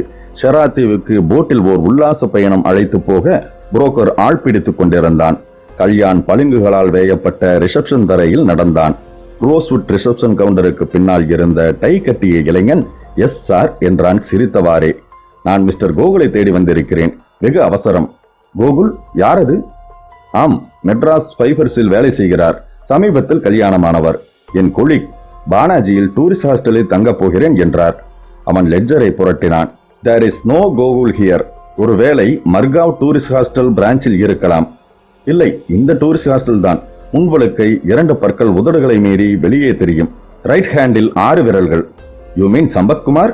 "ஓ எஸ், சம்பத்குமார் தான். கோகுல் சம்பத்குமார். ஆபீஸில் அவர் எங்களுக்கு Gokul." "We are very sorry sir. அவர் சிறிது நேரத்திற்கு முன்னால் தான் அறையை காலி செய்து விட்டு போனார்." கல்யாண் எதிர்பார்த்த திருப்பம். "I am unlucky. திருமணமானவுடன் தனி குடித்தனம் வைத்தார். 1 மாதம் லீவ் எழுதி கொடுத்திருக்கிறார். அவருக்கு முக்கியமான மெசேஜ் ஒன்று சொல்ல வேண்டும். வீட்டு முகவரி கொடுத்திருக்கிறாரா என்று பாருங்கள்." இளைஞன் லெட்ஜரை புரட்டினான். "எழுதி கொள்ளுங்கள். Sampathkumar, sea view apartment, number 10, Chithiraikulam, south street, Madras 4. Thank you and see you." வெளியில் வந்தான். "மை டியர் சம்பத்குமார், நான் ராட்சதப்பள்ளி. நீ உன் மனைவியுடன் எந்த மூலையில் ஒட்டி கொண்டிருந்தாலும் நான் ரகசியமாக வந்து உங்களை சுருட்டி சாப்பிடப் போகிறேன்." அத்தியாயம் 10. பெங்களூரு பஸ் அவர்களை மெட்ராஸின் காலை உற்சாகத்தில் உதிர்த்தது. சம்பத் இறங்கியவுடன் சுற்றிலும் பார்த்தான். தேனாம்பேட்டை சிக்னல், பச்சை பல்லவன்கள் சிக்னலுக்காக உரிமை கொண்டு நின்றன. ஒரு காதல் ஜோடி எதிர் சிக்னலில் இருந்து அம்பாய் பாய்ந்து புயலாய் விரைய பின்சீட் பெண்ணின் சிரிப்பு அந்த பிரதேசத்தை சிறிது நேரம் ஆக்கிரமித்தது. பெட்டிக்கடையில் லஸ்ஸி, லாட்டரி சீட்டு. சம்பத்குமார் ஓர் ஆட்டோவை அழைத்தான். ஆட்டோ அருகில் வந்தது. மைதிலி தூக்கத்தில் இருந்து விடுபட்டிருந்தாள். இரவு முழுக்க நரைத்தை தலை ஆசாமியால் துப்பாக்கியால் துரத்தப்பட்டு மலை உச்சியில் இருந்து வீழ்ந்து எழுந்து கத்தியால் குத்தப்பட்டு மிக பயங்கரமான இரவு குதிரைகளால் தாக்கப்பட்டிருந்தாள். கால்களில் பஞ்சு போல் உணர்ந்தாள். தொய்ந்தாள். சம்பத் அவளை தாங்கினான். ஆட்டோவில் ஏற்றினான். மயிலாப்பூர் என்று சொல்ல இருந்தவன் கடைசி நேரத்தில் மனதை மாற்றிக்கொண்டான். மயிலாப்பூர் போவது நல்லதில்லை என்று மனதில் பற்றி சொன்னது. "எங்கே சார்?" "Hotel residency." ஆட்டோ டிங் என்று கொடிமடங்கி டிர் என்று உரிமை புறப்பட்டது. "நம் வீட்டிற்கு போகவில்லையா?" "இல்லை மைதிலி, கொஞ்சம் பேசாமல் இரு, அப்புறம் எல்லாவற்றையும் சொல்கிறேன்." ஆட்டோ நகரத்தின் அவசரத்தில் விரைந்து சிக்னல்களில் தயங்கி நின்று ஒரு சைக்கிள்காரனை திட்டிவிட்டு ஒரு பல்லவனிடம் திட்டு வாங்கி கொண்டு ரெசிடென்சியை அடைந்தது. மீட்டருக்கு மேல் 2 ரூபாய் கொடுத்தான். அவர்கள் கேட்டவுடன் ரூம் கிடைத்தது. சம்பத்குமார் படுக்கையில் சரிந்தான். மைதிலி அழத் தொடங்கினாள். "மைதிலி, உன் முகத்திற்கு அழுகை நன்றாக இல்லை." மைதிலி நிமிர்ந்தாள். "இப்போது என்ன நடந்து விட்டது?" "அவன் நம்மை பார்த்து விட்டான்." "ஆமாம், நம்மை இந்நேரம் தேடிக்கொண்டிருப்பான்." சம்பத்குமார் அதற்கு பதில் சொல்லவில்லை. அவர்களது நிலைமையே வினோதமான சதுரங்க விளையாட்டு போல இருந்தது. யார் முந்துகிறார்களோ அவர்கள் அடுத்தவன் ராஜாவை வெற்றி கொள்ளலாம். எப்படி முந்துவது? அந்த ஆசாமியை மணக்கண் முன் நிறுத்தி பார்த்தான். அந்தி நேரத்தின் நிழலான வெளிச்சத்தில் தென்பட்ட ஆசாமி நரைத்த தலை, குளிர் கண்ணாடி, தாடி, கோட் சூட். எங்கே தேடப் போகிறேன்? எப்படி தேடப் போகிறேன்? என்ன செய்ய போகிறேன்? தான் செய்த ஒரே புத்திசாலித்தனமான காரியம் ஒரு ஹோட்டலில் அறையெடுத்தது. கையருகே போன் இருந்தது. போலீஸை கூப்பிடலாம் என்று முடிவை எடுத்தான். கையை ரிசீவர் வரை கொண்டு சென்றவனுக்கு கடைசி நேரத்தில் அந்த சந்தேகம் கம்ப்யூட்டர் எழுத்து போல மனதில் பிரகாசித்தது. போலீஸ் என்ன செய்யும்? அவனை கேள்வி கணைகளால் குடையும். எங்கே பார்த்தாய்? என்ன பார்த்தாய்? ஏன் உடனே போலீசிற்கு தகவல் சொல்லவில்லை? சரி, கம்ப்ளைண்ட் எழுதி கொடுங்கள், நாங்கள் கவனிக்கிறோம். அந்த காக்கி சட்டை ஆசாமிகள் அவன் முதுகுக்கு பின்னால் சிரிப்பார்கள் என்று தோன்றியது. கோவாவில் அந்த குழியில் அவர்களுக்கு ஒரு தடயமும் கிட்டப்போவதில்லை. என்ன செய்யலாம்? எழுந்தான். காஃபிக்கு ஆர்டர் செய்தான். ஏன் ஹோட்டலுக்கு வந்தோம் சம்பத்? இவள் வேறு ஒருத்தி பயந்திருக்கிறாள். இவளை எப்படி சமாதானப்படுத்துவது? வீட்டில் இருப்பவர்கள் எல்லாம் இந்நேரம் அவர்கள் பாட்டிற்கு புண்ணிய ஸ்தலங்களை தரிசிக்கப் போயிருப்பார்கள். நாம் இருவரும் கோவாவில் ஒருவரை ஒருவர் தடவிக் கொண்டிருப்போம் என்று நினைத்துக் கொண்டிருப்பார்கள். சென்னையில் ஒரு ஹோட்டல் அறையில் சோம்பேறித்தனமாக திகிலாக நேரத்தை சாப்பிட்டுக் கொண்டிருப்போம் என்று அவர்கள் எதிர்பார்த்திருக்கவே மாட்டார்கள். அறை கதவு தட்டப்பட யார் என்றான். Coffee sir. திறந்தான். காஃபி வாங்கி கதவை சாத்தினான். உடல் இரவு பயணத்தில் களைத்து இருந்தது. குளித்தால் பரவாயில்லை போல் தோன்றியது. சூட்கேஸை திறந்தான். ஒரு டவலை எடுத்தான். அதை மடிப்பை விளக்க, என்ன இது? ஒரு சின்ன டைரி கீழே விழுந்தது. எடுத்தான். புரட்டினான். டெலிபோன் எண்களை எழுதி வைத்துக் கொள்ளும் டைரி. புரட்டினான். ஈ என்னும் பக்கத்தில் முதல் பெயராக ஈகிள்ஸை என்று இருந்தது. யார் இந்த ஈகிள்ஸை? சட்டென்று மூளையில் சுவிட்ச் போடப்பட்டார் போல அவனுக்குள் பிரகாசம் ஊற்றெடுத்தது. ஈகிள்ஸை ஒரு டிடெக்டிவ் ஏஜென்சி. கல்யாணத்திற்கு முன் மைதிலியை பற்றி தெரிந்து கொள்ள இந்த ஈகிள்ஸையை நாடுமாறு உபதேசித்த தோழர் விஸ்வநாத் வாழ்க்கை என்று நினைத்துக் கொண்டான். மைதிலியை பற்றி தெரிந்து கொள்ள ஈகிள்ஸையை அப்போது அணுகவில்லை. அது தப்பு என்று அப்போது பட்டதால். ஆனால் ஈகிள்ஸையை வேறு உதவிகளுக்கு நாடலாமே. சம்பத் ரிசீவரை தூக்கினான். Reception, please connect me to 418784. Oh yes, காத்திருக்கிறேன். எஸ், ஈகிள்ஸை. ஈகிள்ஸை டிடெக்டிவ் ஏஜென்சி. காத்திருந்த நேரத்தில் சம்பத்குமாரின் மார்பில் உற்சாக சங்கீதம் ஒலிக்கத் தொடங்கியது. அத்தியாயம் 11. கல்யாண் மயிலாப்பூரின் நெரிசலான ஒரு மாட வீதியில் தன்னுடைய ஃபியட்டை செலுத்தினான். ஃபியட்டின் சாக்லேட் நிறம் மாறியிருந்தது. அதன் நம்பர் பிளேட் மறுபடி மாறி ஒரிஜினல் நம்பர் பிளேட்டை ஃபியட் தாங்கிக் கொண்டிருந்தது. ஒரு ரிக்ஷாக்காரன் அருகில் காரை நிறுத்தி சித்திரைக்குளம் சவுத் ஸ்ட்ரீட்டிற்கு வழி கேட்டான். ரிக்ஷாக்காரர்கள் சிறிது யோசித்து வழி சொல்ல அந்த பாஷையை கிரகித்துக் கொள்ள கல்யாணிற்கு சில வினாடிகள் பிடித்தன. ஃபியட்டை ஒரு சீறினான். இடது பக்கம் திரும்பினான். கோயில் வாகனம் திடீர் மார்கழி பக்தியுடன் மக்கள் சாமி கும்பிட்டார்கள். வெற்றிலைப்பாக்கு கடையில் சோம்பேறி கூட்டம் மாடு போல் தலைகளை மென்று துப்பியது. தாவணி போட்ட பெண்கள் அடிப்பார்வையால் பையன்களை பார்த்து கொண்டே பூக்கூடை ஏந்தினார்கள். நடை வண்டியில் பச்சை காய்கறிகள் வியாபாரமாகிக் கொண்டிருந்தன. கல்யாண் அந்த வலதில் திரும்பினான். சாணம் போட்ட எருமை மாடுகளிடமிருந்து தப்பித்து மற்றும் ஒரு இடது பக்கம் என்று கணக்கு பண்ணி திரும்ப சி வியூ அபார்ட்மெண்ட்ஸ். சமீபத்தில் டிசம்பர் பூச்சுடன் இன்னமும் விலக மனமில்லாத சூரிய ஒளியில் அது பளபளத்துக் கொண்டிருந்தது. அந்த பிரதேசத்தின் பழைய ஓட்டு வீடுகளுக்கிடையே ஒரு வினோதமான நவீனமாய் 4 மாடிகளை பொருத்தி கொண்டு நின்றது. கல்யாண் அந்த அபார்ட்மெண்ட் வாசலில் காரை நிறுத்தினான். சின்ன காம்பவுண்ட். அதனுள் பெரிய கான்கிரீட் சதுரம். சின்ன பையன்கள் கிரிக்கெட் ஆடினார்கள். கல்யாண் நடந்து தன்னை நோக்கி வந்த பந்திலிருந்து விலகி அதை கேட்ச் பிடித்தான். ஹேவ் இஸ் இட் என்று பவுலர் கேட்க அம்பையர் பையன் இடித்த புலியாக காட்சி தர கல்யாண் அந்த சிறுவனை அணுகினான். இங்கே சம்பத்குமார் என்று. Second floor. தேங்க்யூ. கல்யாண் 2வது மாடி ஏறி சம்பத்குமார் என்று பெயர் பலகை மாட்டியிருந்த வீட்டை பார்த்தான். அவன் எதிர்பார்த்தது போலவே பூட்டியிருந்தது. சளைக்கவில்லை. அடுத்த பிளாட்டின் வாசலில் செவ்வகத்தில் வெள்ளை பிளாஸ்டிக் சுவிட்சில் மணி படம் செதுக்கி இருக்க அழுத்தினான். எஸ் என்று கதவை திறந்தவருக்கு 40 வயது. நெற்றியில் பட்டை, வாயில் கந்தர் சஷ்டி கவசம். மிஸ்டர் சம்பத்குமார்? ஹனிமூன் வைஃபுடன் கோவா. அடடா, நான் சங்கமேஸ்வரன், அவன் ஃப்ரெண்ட். அவனுக்கு முக்கியமான தகவல் ஒன்று தர வேண்டும். அவன் ஆபீஸ் விலாசம் தருகிறீர்களா? அங்கிருந்து ஏதாவது முயற்சி செய்து கோவாவில் அவனை பிடிக்க பார்க்கிறேன். ஓ, ஐ எம் சாரி. மவுண்ட் ரோடில் லூகாஸ் இந்தியன் கெமிக்கல்ஸ் என்று சொன்னதாக ஞாபகம். இருங்கள், உள்ளே சரியான தகவல் இருக்கிறதா என்று பார்க்கிறேன். சிவகாமி, அடியே சிவகாமி என்று சொல்லிக்கொண்டே உள்ளே போனார். அத்தியாயம் 12. எங்கள் பொங்கல் விற்பனையின் 4 பரிமாணங்கள். ஒன்று, நீங்கள் வாங்கும் ஒவ்வொரு பொருளுக்கும் ஒரு அன்பளிப்பு. 2, நீங்கள் நினைத்து கூட பார்க்க முடியாத குறைந்த விலையில். 3, ஒரு முறை எங்கள் கடைக்கு விஜயம் செய்து எங்களின் தவணை முறை சலுகையை பயன்படுத்திக் கொள்ளுங்கள். ரூபாய் 30,000 வரைக்கும் தவணை முறை சலுகை. 4, எந்த கம்பெனியின் பொருளாக இருந்தாலும் ஒரே கூரையின் கீழ் நாங்கள் கொண்டு வந்து அடுக்கி இருக்கிறோம். Black and white TV, colour TV, ஃப்ரிட்ஜுகள், வாஷிங் மெஷின்கள், டேப் ரிகார்டர்கள், 2-in-1கள், மிக்சிகள், பெட் கிரைண்டர்கள், விசிபிக்கள், விசிஆர்கள் இலவசம் இலவசம் இலவசம். நீங்கள் ரூபாய் 150 மதிப்புள்ள துணிகள் வாங்கினால் குழந்தைக்கு அணிவிக்கும் அழகான நாப்கின் இலவசம். நீங்கள் 300 மதிப்புள்ள துணிகள் வாங்கினால் இளம் பெண்கள் தலையில் கட்டிக்கொள்ளும் ஒரு ஸ்கார்ப் இலவசம். நீங்கள் 450 மதிப்புள்ள துணிகள் வாங்கினால் கட்டுடல் கொண்ட பெண்கள் அணியும் ஒரு மார்பு கச்சி இலவசம். இன்றே வாருங்கள், இப்போதே வாருங்கள், இந்த நிமிஷமே.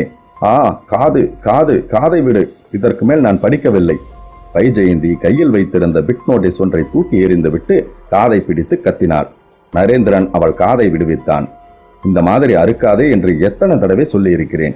மெட்ராஸே இந்த மாதிரி விளம்பரங்களால் நாசமாகிக் கொண்டிருக்கிறது. விடிந்தால் போதும். ஒரு பக்கம் சேல்ஸ் ரெப்ரசன்டேட்டிவ்கள் படையெடுக்கிறார்கள். அவர்களை கொஞ்சம் யதார்த்தமாக வர்ணித்தால் நமது ஸ்பார்க் தமிழ் நேயர்கள் கோபிக்கிறார்கள். போதும் போதாதற்கு நீ வேறு. நரேன், நமக்கோ லீசர் டைம், ஓட்டுவதற்கு இங்கே ஈயம் இல்லை. சோ அப்படி இப்படி ஏதாவது செய்ய வேண்டுமே என்று எங்கே இருந்து தேடி பிடித்தாய் அதை? பிளாட்பாரத்தில் நடந்த போது ஒரு சகோதரி விநியோகித்தாள். நரேந்திரன் அவளை முறைத்துக் கொண்டு ஒரு சிகரெட்டை எடுத்து பற்ற வைத்தான். டெலிபோன் மணி ஒலித்தது. ராங் நம்பராய் இருக்கும். விளையாடாதே வைஜ், எடுத்து கேள். வைஜெயந்தி எடுத்து ஹலோ 418784, உங்களுக்கு வேறு நம்பர் தானே வேண்டும் என்று கேட்டாள். மறுமுறை என்ன சொல்லியதோ. எஸ், ஈகிள் செய்தான். ஆம், டிடெக்டிவ் ஏஜென்சி தான். ராம்தாஸ் இல்லை, வெளியூர் ட்ரிப். நரேந்திரனா? எஸ், அவர் இருக்கிறார். ஆம், வெரி சாரி, எல்லாம் எக்ஸ்போர்ட் பண்ணுவது பற்றி நரேந்திரன் மறுபடியும் காதை திருக, அது எதற்கு உனக்கு? He is busy. ஓகே, நான் அவரிடமே போனை கொடுக்கிறேன்.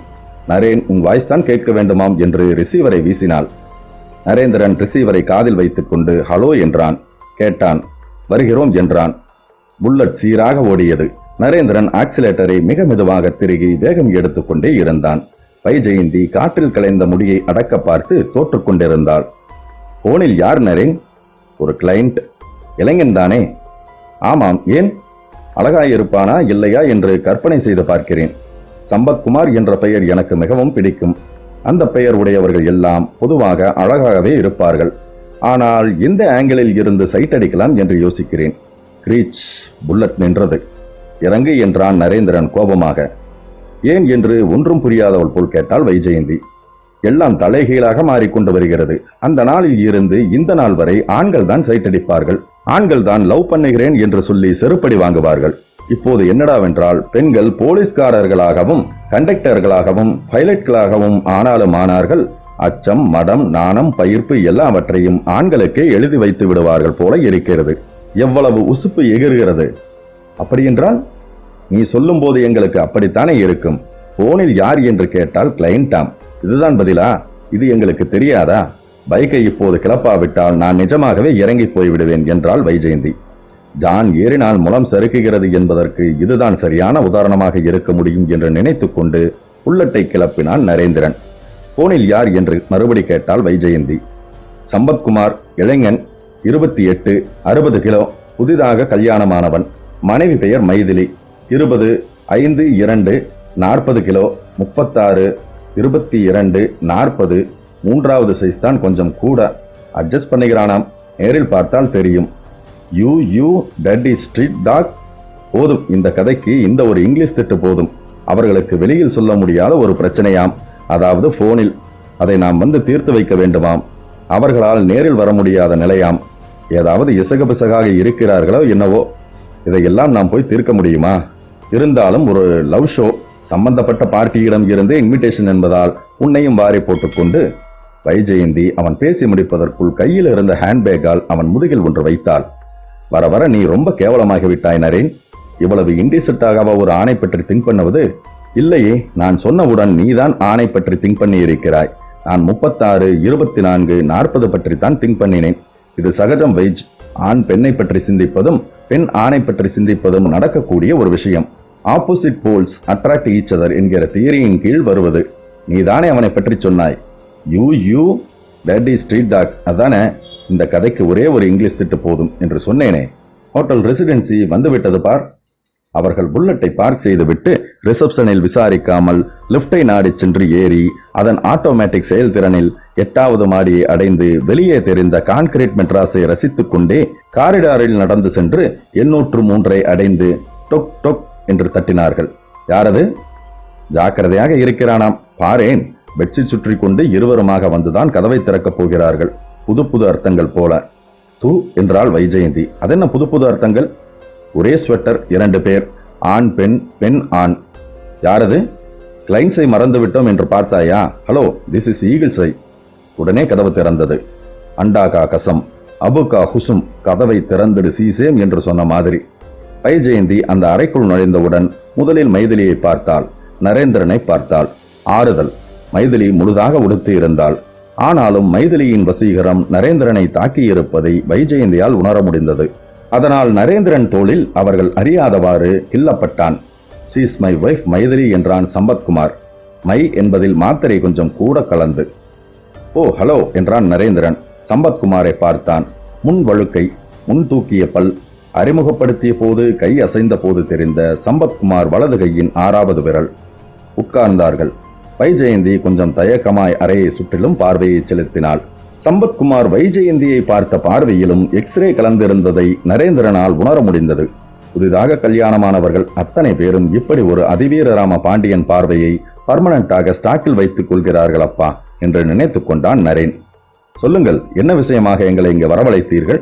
நாங்கள் நினைத்து கொண்டு வந்த விஷயம் என்றால் சார்ஜ் பண்ணி இருக்க மாட்டோம். ஆனால் இப்போது நரேன் என்றால் வைஜெயந்தி அடித்தொண்டை கிசுகிசுப்புடன் அதட்டலாக. சம்பத்குமார் காஃபிக்கு ஆர்டர் செய்தான். தானும் தன் மனைவியும் கலந்து கொண்ட அந்த அபாய மாலை பற்றி முடிமுதல் அடிவரை சொன்னான். நரேந்திரன் மௌனமாக கேட்டான். வைஜெயந்தி ஹேண்ட்பேக்கில் இருந்த டேப்பை ஆன் பண்ணியிருந்தாள். அந்த சம்பவத்தை சம்பத்குமார் விவரித்த போது மைதிலியின் உடல் சிலிர்த்து கொண்டதை கவனித்தான் நரேந்திரன். சிலிர்த்து கொள்ளும் போது நீ எவ்வளவு அழகாக இருக்கிறாய் என்று உனக்கு தெரியுமா மைதிலி என்று மனதிற்குள் ஒருமுறை கேள்வி கேட்டுக்கொண்டான். 2 சிகரெட்டுகளை முழுதாக பிடித்து பாழாக்கினான்.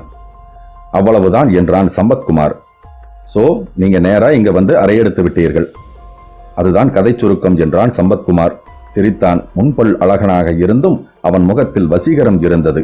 அது வைஜெயந்தியை இந்நேரம் தாக்கும் என்று நரேந்திரனுக்கு தோன்றியது. ஆம், நான் கேட்டவுடன் அறை கொடுத்து விட்டார்கள். அந்த கோட் ஆசாமியை நாம் கண்டுபிடிக்க வேண்டும். ஆம், நீங்கள் கோவாவில் தங்கியிருந்த ஹோட்டலில் உங்கள் நிஜ பெயரை தானே கொடுத்தீர்கள்? நான் என்ன தள்ளிக்கொண்டா போனேன்? நிஜ அட்ரஸ் தான் கொடுத்தேன். எந்த அட்ரஸ்? வீட்டு அட்ரஸ். போச்சு, மேலும் மேலும் நீங்கள் தப்பு பண்ணி கொண்டு வந்திருக்கிறீர்கள். உங்களை கோவாவில் பார்த்த ஆசாமி உங்கள் வீட்டு முகவரியை கண்டுபிடித்திருப்பான். உங்கள் வீட்டுக்கு போயிருப்பான். போகட்டும், அதனால் என்ன? அங்கே உங்களை பற்றி யாராவது தகவல் சொல்வார்களா? என் வீட்டில் யாரும் இல்லை. வீடு பூட்டி இருக்கும். அம்மா அப்பா எல்லாரும் புனித ஸ்தலங்களுக்கு போயிருப்பார்கள். அக்கம் பக்கத்தில் என் ஆபீஸ் முகவரி கிடைக்கலாம். கப் சிப் என்று இருந்து விடுங்கள். ஆபீஸுக்கு போன் செய்து தொடர்பு கொள்ளாதீர்கள். சரி. பெரும்பாலும் தாடி பொய், நரைத்த தலை பொய். வயதானவர்கள் யாரும் எவ்வளவு திறந்தவெளி குற்றங்களில் ஈடுபடுவதில்லை. அந்த தாடிக்கு பின்னால் வேறு ஏதோ ஒரு முகம் இருக்கும். கண்டுபிடிக்க வேண்டும். அந்த பெண்ணை காணவில்லை என்று தகவல் வருகிறதா என்று பாருங்கள். எங்கே பார்ப்பது? இந்த டிவியில் தினம் தினம் காலை தந்தி பேப்பரை வரவழையுங்கள். அவர்கள் இருவரும் காரசாரமாக தமிழில் பேசிக் கொண்டார்கள் என்றுதானே சொன்னீர்கள். எனவே அவர்கள் தமிழ்நாட்டைச் சேர்ந்தவர்கள் என்று வைத்துக் கொள்வோம். அந்த பெண்ணை பற்றி நிச்சயம் அவளுக்கு தொடர்புடைய வேறு யாராவது அந்த வகையில் ஓர் அறிவிப்பு வெளியிடலாம் அல்லவா? ஆமாம். So watch out. பேப்பர் எல்லாம் பாருங்கள். சரி, நீங்கள் பாட்டிற்கு உங்களை பற்றி எல்லா தடயங்களையும் அறிகிற மாதிரி அங்கேயே விட்டுவிட்டு வந்திருக்கிறீர்கள். அதுபோல அவன் அங்கே ஏதாவது தடயம் விட்டு இருக்க மாட்டானா என்ன? சம்பத்குமார் சற்று யோசித்து, நாங்கள் கரையேறி வந்த போது ஒரு சாக்லேட் கலர் ஃபியட்டில் மோதிக்கொண்டேன். போதாது, அந்த கார் அவனுடையதாக இருக்கலாம், இல்லாமலும் போகலாம். எனவே நம்பர் பார்த்தீர்களா? சாரி, அந்த இருட்டில் அந்த பயத்தில் காரின் நம்பரை கவனிக்கும் நிலையில் நாங்கள் இல்லை. அப்படியே கவனித்திருந்தாலும் நம்பர் தெரிந்திருக்காது. அது அந்தியும் இரவும் சங்கமமாகிக் கொண்டிருந்த வேளை. தெரிகிறது. என்ன தெரிகிறது? நீங்கள் புதிதாக கல்யாணம் கொண்டவர்கள் என்று தெரிகிறது. சம்பத் இவ்வளவு நேரத்திற்கு பிறகு முதன்முறையாக சிரித்தான். அடுத்து நீங்கள் என்ன செய்ய போகிறீர்கள்? அது எங்கள் தலைவலி. நீங்கள் பயப்படாமல் வேளா வேலைக்கு சாப்பாடு தூக்கம் என்று இந்த லவ் நெஸ்டிலேயே இருங்கள். லவ் நெஸ்ட் என்றால் என்ன நரேன்? கல்யாணமான கணவனே லவ்னஸ் தெரியாது உனக்கு? கேட்டுக்கொண்டிருந்த மைதிலி வெட்கி போய் சிரித்தாள். உங்கள் மனைவிக்கு புரிந்துவிட்டது, கேட்டு தெரிந்து கொள்ளுங்கள் என்றான் நரேந்திரன். எழுந்தான். வா வைஜெயந்தி, சார் செலவில் கோவா வரை போய் வருவோம். சம்பத்குமார் முறைத்ததை லட்சியம் செய்யாமல் வெளியேறினார்கள். அத்தியாயம் 13. கல்யாண் அண்ணா சாலையில் இருந்த லூகாஸ் இந்தியன் கெமிக்கல்ஸில் சாது பூனை போல் முகத்தை வைத்துக் கொண்டிருந்தான். மிஸ்டர் சம்பத்குமார் ஹனிமூன் போயிருக்கார் சார். தெரியும், நான் சங்கமேஸ்வரன், அவனுக்கு தூரத்து உறவு. ஊரில் சம்பத்தின் அம்மாவிற்கு உடல்நிலை சரியில்லை, தகவல் சொல்ல வேண்டும். அவர் கான்டாக்ட் செய்ய சான்ஸ் இருக்கிறதா? ஸ்தல யாத்திரைக்கு போன அம்மாவிற்கு உடம்பு சரியில்லை. ஆஹா, இது வேறா? ஆம் என்றான். மிஸ்டர் சம்பத்தை கான்டாக்ட் செய்ய சாரி, நோ சான்ஸ். அப்படி ஒரு வேளை கான்டாக்ட் செய்தால் நாங்கள் தகவல் சொல்கிறோம். கல்யாண் வெளியே வந்தான், நடந்தான். ஒரு சிறிய சந்தில் திரும்பி அங்கிருந்த ஃபியட்டில் ஏறி அமர்ந்தான். சீறி அண்ணா சாலையின் போக்குவரத்து வெள்ளத்தில் கலந்தான். சரியான கண்ணாமூச்சி ஆட்டம் இது என்று நினைத்து கொண்டான். சம்பத்குமாரை பற்றி அறிந்த தகவல்களை மனதில் அசை போட்டான். சம்பத்குமார் தன் வீட்டிற்கு திரும்பவில்லை, ஆபீஸ் வரவில்லை. எங்கே போயிருப்பான்? உறவுக்காரர்கள், நண்பர்கள்? இல்லை, சம்பத்குமார் அங்கே எல்லாம் நிச்சயம் போக மாட்டான். அங்கே எல்லாம் வந்து எதிரி தேடுவான் என்று யூகித்திருப்பான். அவன் இருப்பிடத்தை தற்சமயம் வெளியில் காட்டிக் கொள்வது என்பது பாம்புக்கு பக்கத்தில் இருக்கும் தவளை கத்துவது போல. சோ நண்பர்கள் ஏதாவது ஒரு வகையில் அவனது இருப்பிடத்தை வெளியிடக்கூடும் என்ற பயம் அவனுக்கு இருக்கலாம். அதே போல உறவுக்காரர்கள், அந்த வாய்ப்பும் இதே போலவே ரூல்ட் அவுட். போலீஸுக்கு போயிருப்பானா? இருக்கலாம். என்ன சொல்லி இருப்பான்? கொலையை பார்த்தேன் என்றா? போலீஸ் என்ன செய்யும்? தனியாக தோண்டப்பட்ட குழியில்தான் அஞ்சனாவின் உடல் கீழே இறங்கியது என்று சொன்னால் மக்கள் உட்பட யாருமே நம்ப போவதில்லை. அதில் போலீஸும் அடக்கம். பின்னால் சிரித்து அனுப்பியிருக்கும். அவர்களுக்கு எவ்வளவோ குற்றங்கள். அடுத்தபடி அடுத்தபடி அடுத்தபடி. சம்பத்குமார் நிச்சயம் ஒரு கோட் அணிந்த, தாடி வைத்த, நரைத்த முடி கொண்ட, குளிர் கண்ணாடி அணிந்த ஆசாமியை தேடிக்கொண்டிருப்பான். கல்யாண் சிரித்துக் கொண்டான். தன் மளமள கன்னத்தை தடவிக்கொண்டான். யமுனா ரெஸ்டாரண்ட் வாசலில் காரை நிறுத்தினான். காக்கி சட்டையின் சல்யூட்டை ஏற்று ரெஸ்டாரண்டின் உள்ளே நுழைந்து கட்லெட்டிற்கு ஆர்டர் செய்தான். கட்லெட் வந்தவுடன் முள்கரண்டி எடுத்து அதை பிளந்தான். சம்பத்குமார் கோவாவில் நிச்சயம் தங்கியிருக்க மாட்டான். அங்கே அவனுக்கு பயமாக இருக்கும். எப்போது ரூம் கதவை திறந்து கொண்டு யார் வரப்போகிறார்களோ என்று நடுங்கிக் கொண்டிருப்பான். அதனால் அங்கே இருக்க மாட்டான். பெங்களூரு, அது இது என்று வேறு ஊர்களிலும் இருக்க மாட்டான். மெட்ராஸில் தான் இருப்பான். மெட்ராஸிலே ஒரு ரூம் எடுத்துக்கொண்டு இருக்க மாட்டான் என்பது என்ன நிச்சயம்? அதானே, இது ஏன் எனக்கு முன்னாலேயே தோன்றாமல் போயிற்று? கல்யாண் பின்னந்தலையில் தட்டி கொண்டான். அந்த சம்பத்குமார் தன் மனைவியுடன் இதே சென்னையில் ஏதோ ஒரு லாட்ஜில் ஷோக்காக காலத்தை ஒட்டி கொண்டிருப்பானோ? கல்யாண் தன் ஆபீஸில் அறையில் உட்கார்ந்தான். கதவை சாத்தி இருந்தான். டெலிபோன் டைரக்டரியை பக்கத்தில் இழுத்து வைத்துக் கொண்டான். இது கொஞ்சம் சிரமமான வேலைதான், இருந்தும் செய்தாக வேண்டும். சம்பத்குமாரையும் அவன் மனைவியையும் எப்படியாவது தேடி பிடித்து களைய வேண்டும். அப்புறம்தான் தைரியமாக மெட்ராஸில் தான் நடமாட முடியும். ஒவ்வொரு ஹோட்டலாக முயற்சி செய்வோம். போனின் டயலில் விரலை பதித்து சுழற்றி அட்லாண்டிக் என்று கேட்டு தன் வேட்டையை தொடங்கினான் கல்யாண். அத்தியாயம் 14. நரேந்திரனும் வைஜெயந்தியும் கோவா வந்து சேர்ந்த போது கோவாவில் கார்னிவல் ஜுரம் பிடித்துக் கொண்டது. எங்கேயும் ரூம் இல்லை, ரூம் இல்லை, ரூம் இல்லை என்ற ஒரே வாக்கியத்தை கேட்டு சலித்து போய் கடைசியில் ஒரு நாளைக்கு 150 ரூபாய் என்ற வாடகை விவரத்துடன் ஹோட்டலின் போர்த்துகீசிய முதலாளி திறந்து காட்டிய ஒரு புறா கூண்டில் பாய்ந்து நுழைந்து இது எங்களுக்கு போதும் என்றான் நரேந்திரன். ஒரு பலத்த மழையோ புயலோ வெள்ளமோ எது தாக்கினாலும் விழுந்து விடும் போல கட்டிடம். சிகப்பு வயர்கட் செங்கலால் எழுப்பப்பட்ட கட்டிடம். அது உருவான காலத்தில் கல்யாணமாகாத கன்னிப்பெண் போலத்தான் இருந்திருக்கும். இப்போது கல்யாணமாகி 100 குழந்தைகளை பெற்றெடுத்த கிழவியின் நிலைமைக்கு ஹோட்டல் வந்திருந்தது. ஆங்காங்கே ஒட்டடை, மூளைக்கு மூளை வாடகை தராமலேயே சிலந்தி குடும்பங்கள். அப்பாவுக்கு ஒரு வளை வீடு, அம்மாவுக்கு ஒரு வளை வீடு. ஃபேமிலி பிளானிங் பண்ணி கொண்டதாலோ என்னவோ ஒரே ஒரு சிலந்தி குட்டி, அதற்கும் ஒரு வளை. இந்த ரூமிலா நாம் இருக்க போகிறோம்? வேறு வழி, ஒரே ரூமில் அட்ஜஸ்ட் செய்வதுதான் நாம் நம்முடைய இந்திய பொருளாதாரத்திற்கு செய்யும் ஒரே உதவி. வேண்டாம்பா, நான் தனி ரூமுக்கு போய் விடுகிறேன். என்ன இது, இங்கே வந்து இந்த பல்ட்டி அடிக்கிறாய், அதுவும் அந்தர் பல்ட்டி. நீ தனி ரூமுக்கு போய்விட்டால் நீ குளிக்கும் போது நான் எப்படி? என்னது, நீ எப்படி? என்ன சொல்ல வருகிறாய்? வைஜெயந்தி பதறி கேட்டாள். நான் வராந்தாவில் நின்று கீழே போகிற பெண்களை எல்லாம் சைட் அடிப்பதாம். நீ குளிக்கும் போது தானே எனக்கு பிரைவசி கிடைக்கிறது. அதுவும் ஒரே ரூமில் இருந்தால் தானே நீ எப்போது குளிக்கப் போகிறாய் என்று எனக்கு தெரியும். You Canning. வேண்டாம், இங்கிலீஷில் திட்டாதே, கதைக்கு ஆகாது. வைஜெயந்தி அந்த அறையில் இருந்த ஒரு பேப்பர் வெயிட்டை எறிந்தாள்.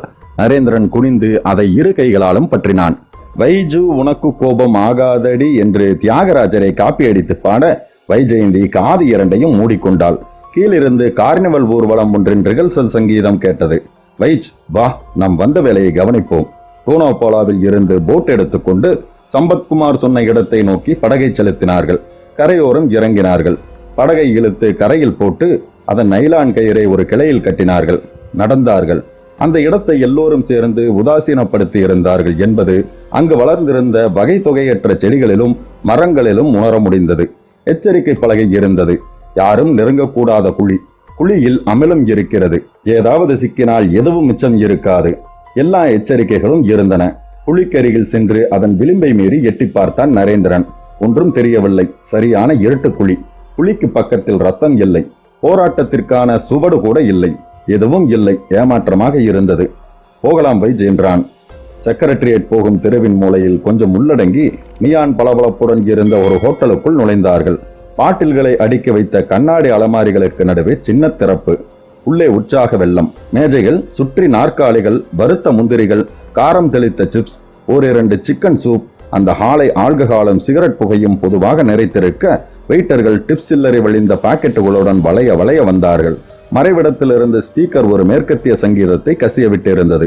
நரேந்திரன் ஒரு நாற்காலியில் உட்கார்ந்தான். வைஜெயந்தி பக்கத்தில் அமர்ந்தாள்.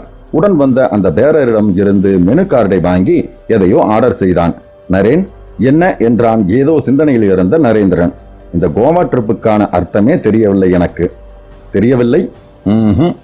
என்ன டிடெக்டிவ் அசிஸ்டன்ட் நீ? ஒரு சவால் தான் இந்த கேஸ். சம்பத்குமார் கொலையை பார்க்கிறான். கூட அவன் மனைவியும். அவர்கள் சொல்வதில் பொய்யில்லை. சம்பத்குமார் சொன்ன ஆபீஸ் அட்ரஸை சரிபார்த்து விட்டோம். வீட்டு அட்ரஸை சரிபார்த்து விட்டோம். சோ அவன் சொன்னதில் பொய்யில்லை. அடுத்தது என்ன? அந்த கொலைகாரன் இவர்களை பார்த்து விட்டான். துரத்த ஆரம்பித்து விட்டான். இவர்கள் அவன் கையில் சிக்கினால் இவர்களை அவன் அழித்து விடுவான். அவன் செய்த கொலைக்கு இவர்கள்தான் ஐவிட்னஸ். இவர்களாக சொல்லாவிட்டால், இவர்கள் பார்த்திராவிட்டால் அவன் கொலை செய்த கையோடு கையை உதறிக்கொண்டு போயிருப்பான். இப்போது என்ன? நாம் அந்த கொலைகாரனை கண்டுபிடிக்க வேண்டும். கண்டுபிடித்து அவனை போலீசில் சிக்க வைக்க வேண்டும். எப்படி கண்டுபிடிப்பது? அவன் கொலை செய்த இடத்தில் ஏதாவது தடயம் இருக்கும் என்று வந்தோம். இல்லை, இப்போது ஒரு வழிதான் இருக்கிறது என்றான் நரேந்திரன் ஒரு டம்ளர் நீரை குடித்துவிட்டு. என்ன வழி என்றாள். கொலைகாரன் சம்பத்குமாரையும் மைதிலியும் தேடி வரும் வரை நாம் காத்திருக்க வேண்டும். அவன் வந்தவுடன் நாம் மறைந்திருந்து அவனை பிடிக்க வேண்டும். அது எப்போது நடக்கும் நரேன்? இன்றைக்கு, நாளை, நாளை மறுநாள், அல்லது அடுத்த வருடம், அல்லது இன்னும் 10 வருடம் கழித்து, அல்லது நடக்காமலே கூட போகலாம். அப்படியானால் தலைக்கு மேல் ஒரு கத்தியை வைத்துக் கொண்டு சம்பத்குமாரும் மைதிலியும் வாழ்நாளெல்லாம் கழிக்க வேண்டும். அப்படித்தானே? வேறு வழி இல்லை.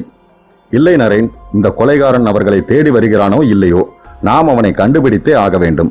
எப்படி? நாம் இதுவரை எந்த கேஸிலாவது தோற்று இருக்கிறோமா நரேன்? இல்லை. அதனால் இந்த கேஸிலும் நாம் தோற்க மாட்டோம் என்று எனக்கு பள்ளி சொல்கிறது. பள்ளியோ உடும்போ ஏதோ ஒன்று சொல்லட்டும். அதற்காக நம் சென்டிமெண்ட்டை எல்லாம் நம்பி உட்கார்ந்திருக்க முடியுமா வைஜ்? வெயிட்டர் அவன் ஆர்டர் பண்ணிய சமாச்சாரங்களை பீங்கான் தட்டுகளில் வைத்து அடுக்கிக் கொண்டு வந்தான். மேஜையில் தட்டுகளை பரப்பினான். சார், நீங்க டூரிஸ்டா என்றான். ஆம். ஏன்? உங்கள் ஒய்ஃப் ஏதாவது ஹேண்ட்பேக்கை தொலைத்து விட்டார்களா? ஏன் கேட்கிறாய்? இல்லை, லோக்கல் நியூஸ் பேப்பரில் 2 நாட்களாக ஒரு நியூஸ் வந்து கொண்டிருக்கிறது. என்னவென்று? டூரிஸ்டாக வந்த பெண் ஒருத்தி டோனோபோலா போகும் வழியில் ஒரு ஹேண்ட்பேக்கை விட்டுவிட்டு போயிருக்கிறாள். அதை ஒரு ஃபிஷர்மேன் பத்திரப்படுத்தி வைத்திருக்கிறார். அதில் ஒரு தங்க கோட் பட்டன் இருக்கிறதாம். ஒரு வைர மோதிரம் இருக்கிறதாம். சரியான அடையாளம் சொல்லி பெற்றுக்கொள்ள சொல்லி 3 நாட்களாக அறிவிப்பு வந்து கொண்டிருக்கிறது. ஆனால் யாரும் வந்து பெற்றுக்கொண்ட பாடில்லை. டூரிஸ்டுகளுக்கு இந்த மாதிரி லோக்கல் நியூஸ் பேப்பரில் அறிவிப்பு வரும் என்று தெரியாமல் வேறு எங்கெங்கோ தேடிக்கொண்டிருப்பார்கள். அதனால் தான் உங்களிடம் சொன்னேன். உங்களுடையதில்லை என்றால் உங்களுடன் தங்கியிருக்கும் டூரிஸ்ட் ஆசாமிகளிடம் சொல்லுங்கள். நீங்கள் லோக்கல் டூரிஸ்ட் பஸ்ஸில் சைட் சீயிங் போகும்போது சொல்லுங்கள். ஹேண்ட்பேக்கை இழந்தவர்களுக்கு நியூஸ் போகலாம் இல்லையா? நரேந்திரன் அவனை பார்த்தான். வைஜெயந்தியை பார்த்தான். வைஜ், என்ன நரேன், உன் சென்டிமெண்ட் ஒர்க் ஆகும் போல இருக்கிறது. பேரர், ஹேண்ட்பேக்கை மீனவன் கண்டுபிடித்தது எங்கே என்று சொன்னீர்கள்? டோனாபாலா போகும் வழியில் என்றான் பேரர். எதற்காக நரேந்திரன் அந்த கேள்வியை கேட்கிறான் என்று புரியாமல். நாம் போனது டோனாபாலாவில் இருந்துதான் வைஜ். அப்படியென்றால் ஒரு வைர மோதிரமும் தங்க பட்டனும் கொண்ட ஹேண்ட்பேக்கை தொலைத்த பெண் என்ன செய்வாள்? கோவாவெல்லாம் அலைவாள். போலீஸுக்கு போவாள், பதறுவாள். சொல்ல முடியாது. பாட்டு பாடி கோவா ரோடெல்லாம் ஹேண்ட்பேக்கை தேடி அலைவாள். 3 நாட்களாக அறிவிப்பு வந்தும் யாரும் ஹேண்ட்பேக்கை தேடி வரவில்லை என்றால், செத்துப்போன பெண்ணுடையதாக கூட இருக்கலாம் என்றால் வைஜெயந்தி முகத்தில் பல்பும் இல்லை. That is it. நமக்கு ஹேண்ட்பேக் ஒரு நூல். இந்த நூலை பிடித்து கொண்டு போவோம். ஏதாவது கிடைத்தாலும் கிடைக்கும். நாம் என்னவோ இந்த ஹேண்ட்பேக் மூலமாகவே கொலைகாரனை நெருங்கினாலும் நெருங்குவோம் என்று தோன்றுகிறது. டைம் வேஸ்ட் ஆகிறது. ஸ்டார்ட். நரேந்திரன் எழுந்து கொண்டான். வைஜெயந்தியும் எழுந்து கொண்டாள்.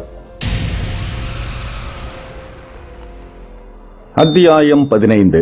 கல்யாண் டயலை சுற்றிவிட்டு எங்கேஜ் டோனை கேட்டு சலித்துக் கொண்டான். இந்த டெலிபோன் டிபார்ட்மெண்ட் ஆட்களை எல்லாம் நிற்க வைத்து சுட வேண்டும் என்று நினைத்து கொண்டான். மறுபடி அப்பாடா, அடுத்த முனையில் மணி அடித்தது. Hello, hotel residency? ஹலோ, அங்கே மிஸ்டர் சம்பத்குமார் என்பவர் ரூம் எடுத்து தங்கியிருக்காரா என்று கேட்டான். 1 மொமெண்ட் ப்ளீஸ் என்று பதில் வந்தது. காத்திருந்தான். காத்திருப்பது என்பது அவனுக்கு சகஜமாகி போன ஒரு விஷயமாக இருந்தது. காலையில் இருந்து விடாமல் ஒவ்வொரு ஹோட்டலாக போனில் துரத்தி கொண்டிருக்கிறான். எவ்வளவு தூரம் ஏமாற்றமடைந்தாலும் ஏமாற்றத்தை வெளியில் காட்டாமல் மறுபடி வேறொரு ஹோட்டல் என்று முயற்சி செய்து கொண்டே இருக்கிறான். வேறு வழி இல்லை. அவன் உயிரோடு இருக்க வேண்டுமானால் அவர்கள் உயிரோடு இருக்கக்கூடாது. முயற்சி செய்ததால் தானே ஜஸ்ட் கோவாவில் அந்த அந்தி நேரத்தில் தான் செய்த சமூக கேடான செயலை பார்த்தவன் பெயர் சம்பத்குமார் என்று தெரிந்தது. அவன் முகவரி தெரிந்தது. புதிதாக கல்யாணமானவன் என்று தெரிந்தது. தேனிலவுக்கு வந்திருப்பவன் என்று தெரிந்தது. இன்னும் கொஞ்சம் துருவினால் அவன் மனைவியின் உடலில் எங்கெங்கு மச்சங்கள் என்பது போன்ற அந்தரங்கமான விஷயமும் தெரிய வரலாம். கல்யாணுக்கு புன்னகை பொங்கி வந்தது. நமக்கு அது தேவையில்லை. இப்போது எந்த இடத்தில் எந்த படுக்கையில் படுத்துக்கொண்டு சம்பத்குமார் தன் மனைவியின் மச்சங்களை பார்த்து கொண்டிருக்கிறான் என்று தெரிந்தால் அதுவே போதும். அட்லாண்டிக்கில் தொடங்கி 6 ஆல்பபெட் வரை வந்தாகிவிட்டது. இந்த ஹோட்டலிலாவது அவனுக்கு தேவையான செய்தி கிடைக்க வேண்டும். டெலிபோன் மீண்டும் உயிர் பெற்றது. கல்யாண் காதை தீட்டிக் கொண்டான். ஹலோ, நீங்கள் யார் என்று சொல்ல முடியுமா? சங்கமேஸ்வரன், அவருடைய சொந்தக்காரன். அவருக்கு முக்கியமான செய்தி ஒன்றை தெரிவிக்க வேண்டும். 1 மினிட் ப்ளீஸ். கல்யாண் படபடப்புடன் காத்திருந்தான். விரல்கள் தாளம் போட்டன. டம்ளரில் இருந்த விஸ்கியை ஒரே மூச்சில் காலி செய்தான். ஹலோ, இங்கு 3 சம்பத்குமார்கள் தங்கியிருக்கிறார்கள். என் சொந்தக்காரருக்கு முன்வழுக்கை போதாது என்று சொல்லி ரிசப்ஷனிஸ்ட் சிரித்தாள். உன் சிரிப்பு அழகாயிருக்கிறது மிஸ் என்றான். என் சொந்தக்காரருக்கு முன்வழுக்கை மட்டுமல்ல, முன்னிரண்டு பற்கள் லேசாக தூக்கி கொண்டிருக்கும். போதாது என்றாள் ரிசப்ஷனிஸ்ட், குரலில் குறும்பு சிரிப்பு. என் சொந்தக்காரர் ஹோட்டலில் ரூம் புக் பண்ணும்போது கையெழுத்து போட்டிருப்பார் இல்லையா? எஸ். அப்போது நீ நிச்சயம் மிஸ் பண்ணி இருக்க மாட்டாய் மிஸ். அவருக்கு வலது கையில் 6 விரல்கள், ஒரு விரல் தனியாக தொங்கிக் கொண்டிருக்கும். ஓ எஸ், ரூம் நம்பர் 82. கனெக்ஷன் கொடுக்கவா? வேண்டாம் என்று அவசரமாக மறுத்தான் கல்யாண். வெற்றி, மேலும் ஒரு வெற்றி. இலக்கை நெருங்கிவிட்டேன். கொண்டாட வேண்டும் போல இருந்தது. அது அப்புறம். நான் அவரிடம் நேரில் பேசிக் கொள்கிறேன். இது முக்கியமான விஷயம். பக்குவமாக அவரிடம் நேரில் சொல்ல வேண்டும். அது முக்கியம். Thank you very much for your information miss என்றான். யூ ஆர் வெல்கம் என்றாள் அவள் தொடர்ந்து சிரிப்புடன். அத்தியாயம் 16. எதிரில் அமர்ந்திருந்த டிசோசா எப்படியோ நரேந்திரனின் பரிதாபத்தையும் எரிச்சலையும் ஒரு சேர சம்பாதித்திருந்தான். டிசோசா அரை டிராயர் அணிந்திருந்தான். அரைக்கை சட்டை, சட்டி போல கவிழ்க்கப்பட்ட வெள்ளை முடி, வெள்ளை நரை மீசை, சுருங்கிய சிவந்த தோல் முகம், காலில் ஹவாய் செப்பல். அவன் வாயில் சுருட்டு புகைந்தது. டிசோசா வீட்டு ரிசப்ஷனில் அவர்கள் அமர்ந்திருந்தார்கள். அவர்கள் அந்த வீட்டிற்கு வந்து சேர்ந்ததில் இருந்து கிழவன் வைஜெயந்தி மேல் வைத்த கண்ணை எடுக்காமல் இருந்தான். அவ்வப்போது வைஜெயந்தியை ஓ பேபி, ஓ ஹனி, ஓ நைட்டிங்கேல், ஓ சிண்ட்ரில்லா, ஓ டார்லிங் என்று எல்லா இங்கிலீஷ் வார்த்தைக்கு முன்பும் ஒரு இன்ஷியல் சேர்த்து அழைத்து கொண்டிருந்தான். மிஸ்டர் டிசோசா என்றான் நரேந்திரன் பொறுமையின்றி. எஸ், நாங்கள் சீரியஸாக பேசிக் கொண்டிருக்கிறோம். நீங்கள் என்னடாவென்றால் உங்கள் ஹனிமூனை பற்றி பேசிக் கொண்டிருக்கிறீர்கள். பையா, உனக்கு ஏன் இவ்வளவு கோபம் வருகிறது? இவ்வளவு உன் மனைவி இல்லை என்று சொல்லிவிட்டாய். அப்புறம் என்ன? இந்த ஆப்பிள் கண்ண பெண்ணிடம் 2 பேருமே மனு கொடுத்து பார்ப்போம். இவள் யாரை தேர்ந்தெடுக்கிறாளோ அவன் இவளை தனது உடைமையாக்கி கொள்ளட்டும். நரேந்திரன் பற்களை நரநரவென்று கடித்தான். வைஜெயந்தி கலுக்கென்று சிரித்தாள். விளையாடாதே வைஜ், நாம் இங்கே லேட்டாக்கும் ஒவ்வொரு செகண்டும் அங்கே சம்பத்தின் உயிருக்கும் மைதிலியின் உயிருக்கும் ஆபத்து நெருங்கிக் கொண்டிருக்கிறது. வைஜெயந்தி சீரியஸ் ஆனாள். மிஸ்டர் டிசோசா, நாங்கள் எங்கள் ஐடென்டி கார்டை காட்டிவிட்டோம். அப்புறமும் நீங்கள் லேட் செய்வது நல்லதில்லை. எங்களால் போலீஸை கொண்டு உங்களை பணிய வைக்க முடியும். வயதான காலத்தில் உங்களை அந்த மாதிரி மன அவதிக்கெல்லாம் உள்ளாக்க கூடாது என்றுதான் இவ்வளவு பணிவாக பேசிக் கொண்டிருக்கிறோம். உனக்கு என்ன வேண்டும்? ஹேண்ட்பேக். அந்த பேக்கை வைத்திருந்தவள் கொலை செய்யப்பட்டு விட்டதாக நம்புகிறோம். நீங்கள் சொன்ன சாக்லேட் கலர் ஃபியட் ஒத்துப்போகிறது. நீங்கள் சொன்ன நரைமுடி கிழவனை பற்றி நீங்கள் சொல்லும் முன் நாங்களே சொல்லிவிட்டோம். அந்த ஹேண்ட்பேக்கை எங்களுக்கு நீங்கள் காட்டினால் போதும். நீ என்னை கல்யாணம் செய்து கொள்வதாக வாக்களிக்கிறாயா கன்னி பெண்ணே? நானே அவளை யார் தலையிலாவது கட்டிவிட வேண்டும் என்றுதான் தருணம் பார்த்து கொண்டிருக்கிறேன். நிச்சயம் உன் தலையில் கட்டிவிட்டு போகிறேன். டிசோசா இருவரையும் ஒரு வெறித்த பார்வை பார்த்தான். நரேந்திரன் எங்கேயோ கிள்ளப்பட்டான். வைஜெயந்தி ஹிஸ்டீரியாவால் தாக்கப்பட்டவள் போல் ஆனாள். டிசோசா எழுந்து உள்ளே போனான். ஹேண்ட்பேக்கை எடுத்து வந்து அவர்கள் முன் வைத்தான். நரேந்திரன் ஆவலுடன் அதை எடுத்தான். அதனுள்ளே ஆராய்ந்தான். 2000 ரூபாய்கள், சில்லறை, ஒரு பேண்டீஸ், ஒரு பிரா, ஒரு சானிட்டரி நாப்கின், லிப்ஸ்டிக்குகள், பவுடர், காம்பாக்ட், ஹேர்பின், ஒரு பட்டன், ஒரு ஐடென்டிட்டி கார்டு, ஒரு ஜெராக்ஸ் பேப்பர். கேர்ஃப்ரீ தான் இவளும் என்றான் நரேந்திரன். ஷட்டப் என்றாள் வைஜெயந்தி. நரேந்திரன் வைஜெயந்தியின் எரிச்சலை கண்டுகொள்ளாமல் ஐடென்டி கார்டை எடுத்தான். அதில் ஒரு போட்டோ இருந்தது. ஸ்டாம்ப் சைஸுக்கு இருந்த அந்த போட்டோவில் இருந்த அஞ்சனாவின் எல்லா பரிமாணங்களையும் நரேந்திரனால் உணர முடிந்தது. அவன் நாக்கால் ஒரு முறை உதடுகளை வருடி விட்டுக் கொண்டான். வைஜெயந்தி அந்த ஐடென்டி கார்டை அவனிடமிருந்து பிடுங்கினாள். மிஸ் அஞ்சனா என்ற பெயர் இருந்தது. 21 வயது என வாழ்க்கையில் அவளுக்கு 21 வருட அனுபவங்கள் என்று சொல்லியது. அவள் எந்த கம்பெனியில் வேலை செய்கிறாள் என்று சொல்லியது. Receptionist, Indian polyurethane vacuum cleaner company, Besant Nagar, Madras 90. Vaijayanthi hurray என்றாள். ஏன் வைஜெயந்தி திடீரென்று டார்வின் தியரியை ப்ரூவ் பண்ணுகிறாய் என்று கேட்டான் நரேந்திரன். அப்படி என்றால் என்று சண்டை கோழி போல் சிலிர்த்து கொண்டு கேட்டாள் வைஜெயந்தி. குரங்கிலிருந்து மனிதன் உருவானான் என்பது டார்வின் தியரி. யூ போதும், இங்கிலீஷில் திட்டு வேண்டாம். எதற்கு இவ்வளவு சந்தோஷப்பட்டாய்? அதை சொல் போதும். போட்டோ இருக்கிறது, சோ வாட்? அவள் வேலை செய்யும் கம்பெனி இருக்கிறது, சோ வாட்? போட்டோவை சம்பத்குமாரிடம் காட்டினால் இவள்தான் அவளா என்று சொல்லிவிடுவான். தமிழ் பட வசனம் போல இருக்கிறது. ஹங்கேரி பட வசனம் போலத்தான் இருக்கட்டுமே. நான் சொல்வது உனக்கு புரியாவிட்டால் என்ன, நமது ஸ்பார்க் தமிழ் நேயர்களுக்கு புரியும். மேலே சொல். சம்பத்குமார் இந்த பெண் தான் கொலையானவள் என்று ஐடென்டிஃபை பண்ணிவிட்டால் அப்புறம் கொலைகாரனை கண்டுபிடிப்பது ஈஸி. எப்படி? உன் தலையில் என்ன மண்ணாங்கட்டியா? அஞ்சனாவுடன் சம்பந்தப்பட்டவர்கள் யார் யார் என்று துருவினால் விஷயம் வெளிப்பட்டு விடாது. எஸ், இந்த ஜெராக்ஸ் பேப்பர், இது ஏதோ கணக்கு பாடத்தில் PhD பண்ணி கொண்டிருக்கும் ஒருத்தனின் ஃபைலில் இருந்து எடுத்து வந்த பேப்பர் போல் இருக்கிறதே. இதையும் எடுத்துக்கொள்ளலாம். இந்த பட்டன், ஐயோ நரேன், போட்டோ போதும். இந்த பெண்தானா என்று தெரியாமல் நாம் எப்படி ஹேண்ட்பேக்கையே அபேஸ் செய்வது?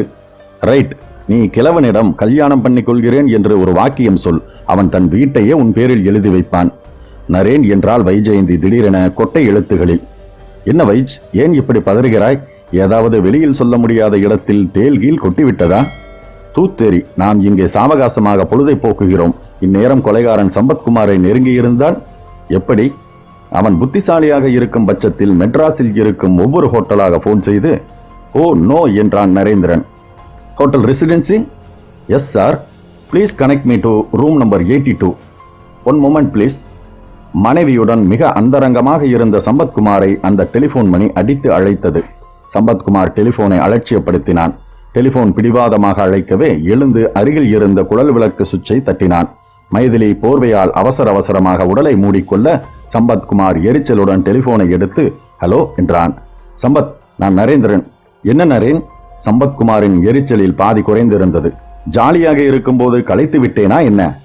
இல்லை, சொல்லுங்கள். நீங்கள் ரெசிடென்சியில் எந்த பெயரில் அறை எடுத்திருக்கிறீர்கள்? என்னுடைய பெயரில் தான். ஹரிச்சந்திரன் பிச்சை எடுக்க வேண்டும் உங்களிடம். முதலில் ஒரு காரியம் செய்யுங்கள்.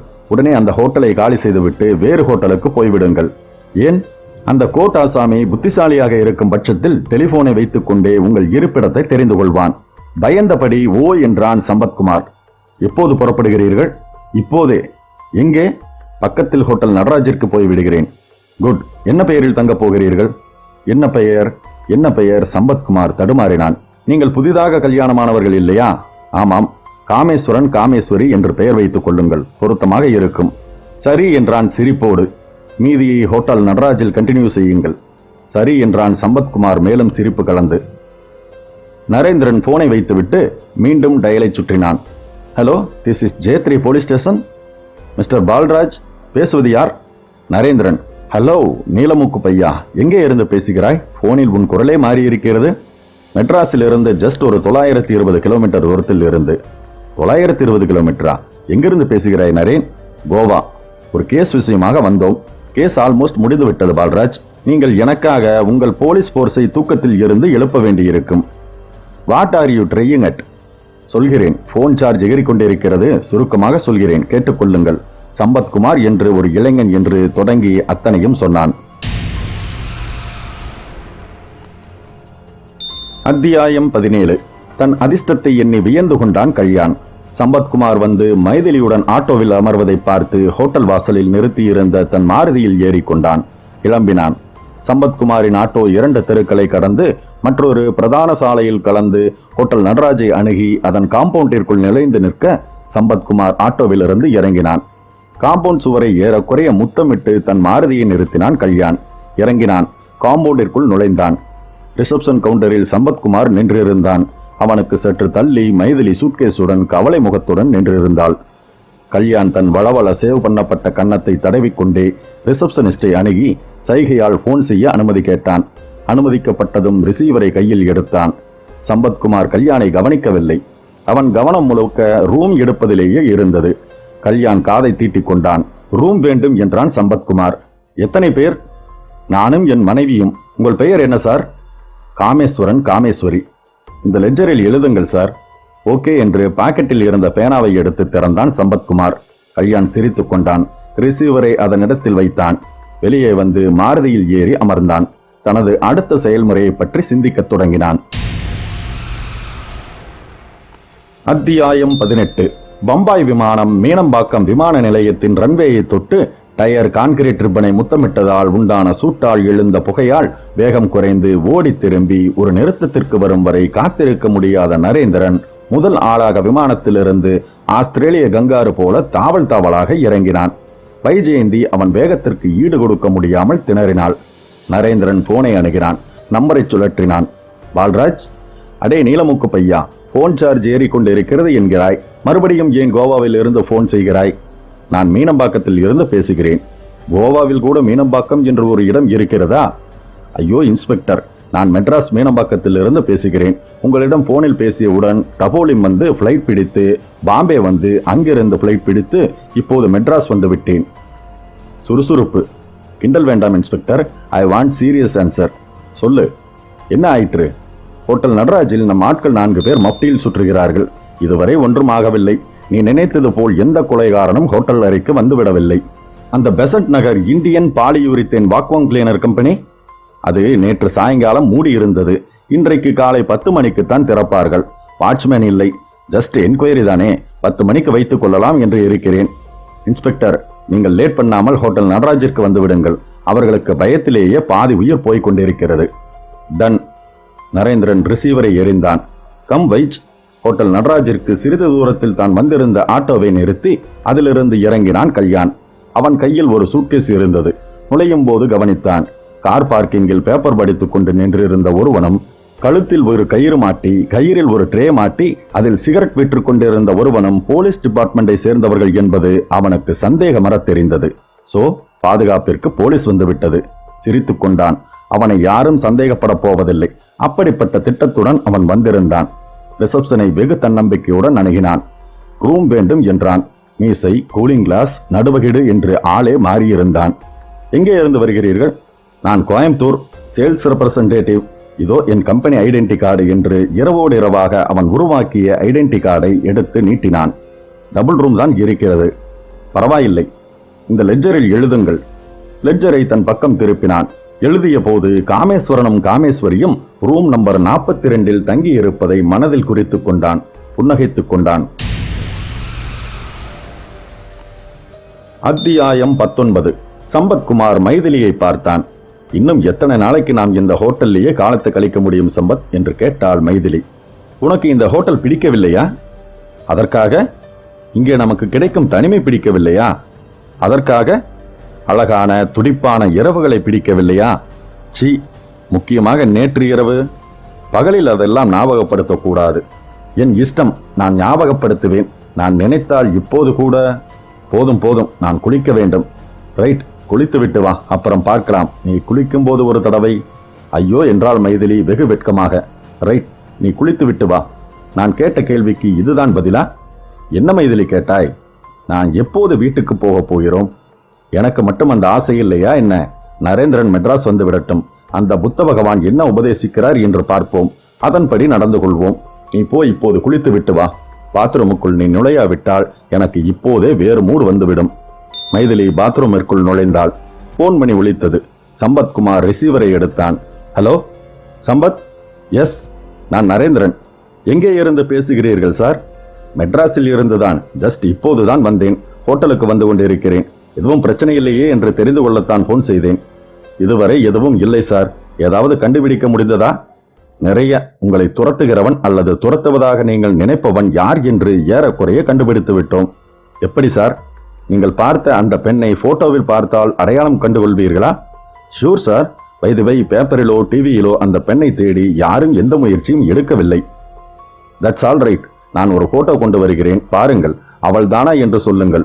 அவள் மார்பள போட்டோவிலேயே வெகு அம்சமாக தெரிகிறாள். அப்படி என்றால் அவள்தான் சார். உங்களுக்கு இந்த நேரத்தில் எல்லோரும் அம்சமாகத்தான் தெரிவார்கள். ஓகே, நான் அங்கு வருகிறேன். நரேந்திரன் போனை வைத்தவுடன் சம்பத்குமார் ஒரு விசில் பாட்டுடன் ரிசீவரை எடுத்தான். அத்தியாயம் 20. கல்யாண் தன் அறையில் நுழைந்ததும் முதல் வேளையாக கதவை சாத்திக் கொண்டான். படுக்கை மீது சூட்கேஸை வைத்து திறந்தான். அதில் வரிசையாக ஹேர் டிரையர்கள் அடுக்கி வைக்கப்பட்டிருந்தன. சலூனில், ஹெல்த் கிளப்புகளில் கேசத்தை காய வைக்க உபயோகப்படுத்துவார்களே, அதே டைப் ஹேர் டிரையர்கள். ஒரு ஹேர் டிரையரை கையில் எடுத்தான். ஸ்க்ரூ டிரைவர் வைத்து திறந்தான். அதனுள் விசிறி போல ஒரு உலோக அமைப்பு பொருத்தி இருக்க, அதற்கு பக்கத்தில் தாயத்து போல் காட்சியளித்த ஒரு பொருளை வைத்தான். அழுத்தினான். ஒட்டிக்கொண்டது. ஹேர் டிரையரின் சுவிட்சை ஆன் செய்து பார்த்து கொண்டான். உள்ளே தெரிந்த ஃபேன் சுற்றியது. தாயத்து போல் தெரிந்த பொருள் மெல்ல அதிர்ந்தது. திருப்தி அடைந்தவன் போல ஹேர் டிரையரை எப்போதும் போல் மூடி வைத்தான். அதை கையில் எடுத்து கொண்டான். அறையை விட்டு வெளிப்பட்டான். கதவை சாத்தி பூட்டு போட்டான். மெல்ல நடந்தான். ஹோட்டல் காரிடாரில் 2 சப்ளையர்கள் ட்ரேயுடன் நடந்து கொண்டிருந்தார்கள். யாரோ ஒரு பைஜாமா ஜிப்பா ரூமை காலி செய்துவிட்டு வெளியேறி கொண்டிருந்தது. கல்யாண் 42ஆம் அறைக்கு முன் நின்றான். கதவை தட்டினான். யாரது என்று உள்ளிருந்து சம்பத்குமாரின் குரல் கேட்டது. Coffee sir. நான் ஆர்டர் பண்ணலையே. மிஸ்டர் காமேஸ்வரன் தானே? ஆமாம் என்று சந்தேகப்படாமல் சம்பத்குமார் கதவை திறக்க, கல்யாண் புயல் போல் உள்ளே நுழைந்தான். ஹேர் டிரையரை துப்பாக்கி போல் பிடித்திருந்தான். யார் நீ என்றான் சம்பத்.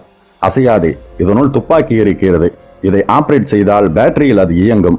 துப்பாக்கி குண்டு உன்மேல் பாயும். நீ செத்து போவாய். யார் நீ என்று கேட்டான். என்னை தெரியவில்லையா? ஒரு கோட், தாடி, நரைத்த தலை என்று என்னை கற்பனை செய்து பார், தெரியும். சம்பத்குமார் மூச்சை இழுத்து பிடித்து கொண்டான். எப்படி கண்டுபிடித்தாய்? தப்பித்தாக வேண்டுமே. சம்பத்குமார் நேரத்தை நகர்த்த முயற்சித்தான். ஐயோ நரேந்திரா, வாயேன் என்று மனதிற்குள் நினைத்து கொண்டான். உன் மனைவி எங்கே என்று கேட்டான் கல்யாண். பாத்ரூமில் குளித்துக் கொண்டிருக்கிறாள். குட், நான் சொல்வதை செய். லுக், நீ யாரோ எவரோ. நான் எதற்கு நீ சொல்வதை கேட்க வேண்டும்? அது உன் துரதிர்ஷ்டம். கோவாவில் நீங்கள் இருவரும் என்னை பார்த்தது தப்பு. உங்கள் சாட்சிதான் என்னை தூக்கு மேடைக்கு அனுப்பும். போலீஸுக்கு சொல்லிவிட்டாயா? இல்லை. பொய் சொல்லாதே. சத்தியமாக இல்லை. சம்பத்குமாரின் கண் கல்யாணின் கையில் இருந்த ஹேர் டிரையர் மீதே பதிந்திருந்தது. நரேந்திரன் ஹோட்டல் நடராஜின் ரிசப்ஷனை அடைந்தான். வைஜெயந்தி காற்றிறங்கிய பலூன் போல் தொய்ந்து போய் அவனை தொடர்ந்தாள். வாசலில் இருந்த 2 போலீஸ்காரர்களும் நரேந்திரனுக்கு பரிச்சயமானவர்கள். புன்சிரித்தார்கள்.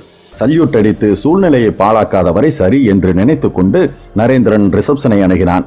ரூம் நம்பர் 42ல் இருப்பவர்களை தேடி யாராவது வந்தார்களா? இல்லை சார். திருப்தி அடைந்தான். வா வைஜ், நாம் ரூமுக்கு போவோம் என்று திரும்பியவன் வைஜெயந்தியை காணாமல் திகைத்தான். வைஜெயந்தி ரிசப்ஷன் சோபா ஒன்றில் 10 ரவுண்ட் ஆக்ரோஷமாக குத்துச்சண்டை முடித்துவிட்டு வந்த முகமது அலி போல் உட்கார்ந்திருந்தாள். என்ன வைஜ்? பசி என்றால் பலவீனமாக.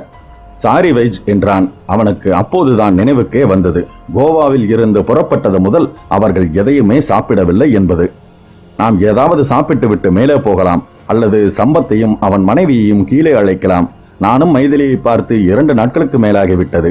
வைஜெயந்தியின் முறைப்பை லட்சியம் செய்யாமல் ரிசப்ஷன் போனை எடுத்து ரூம் நம்பர் 42விற்கு கனெக்ஷன் கொடுக்க சொன்னான். போன் மணி அடித்தது. கல்யாண், சம்பத்குமார் இருவரும் அந்த மணிச்சத்தம் கேட்டு திடுக்கிட்டார்கள். யாரது என்று கேட்டான் கல்யாண். தெரியவில்லை. ரூம் சர்வீஸாக இருக்கலாம். டிஃபன் கொண்டு வரவா என்று கேட்பதற்காக கூட இருக்கலாம். எடுத்து பேசு. உபரியாக ஒரு வார்த்தை பேசினால் கூட நீ உயிரோடு இருக்க மாட்டாய். சம்பத் எடுத்து கேட்டான். ஹலோ ஹலோ, நான் நரேந்திரன் ஹியர். கீழே வருகிறீர்களா?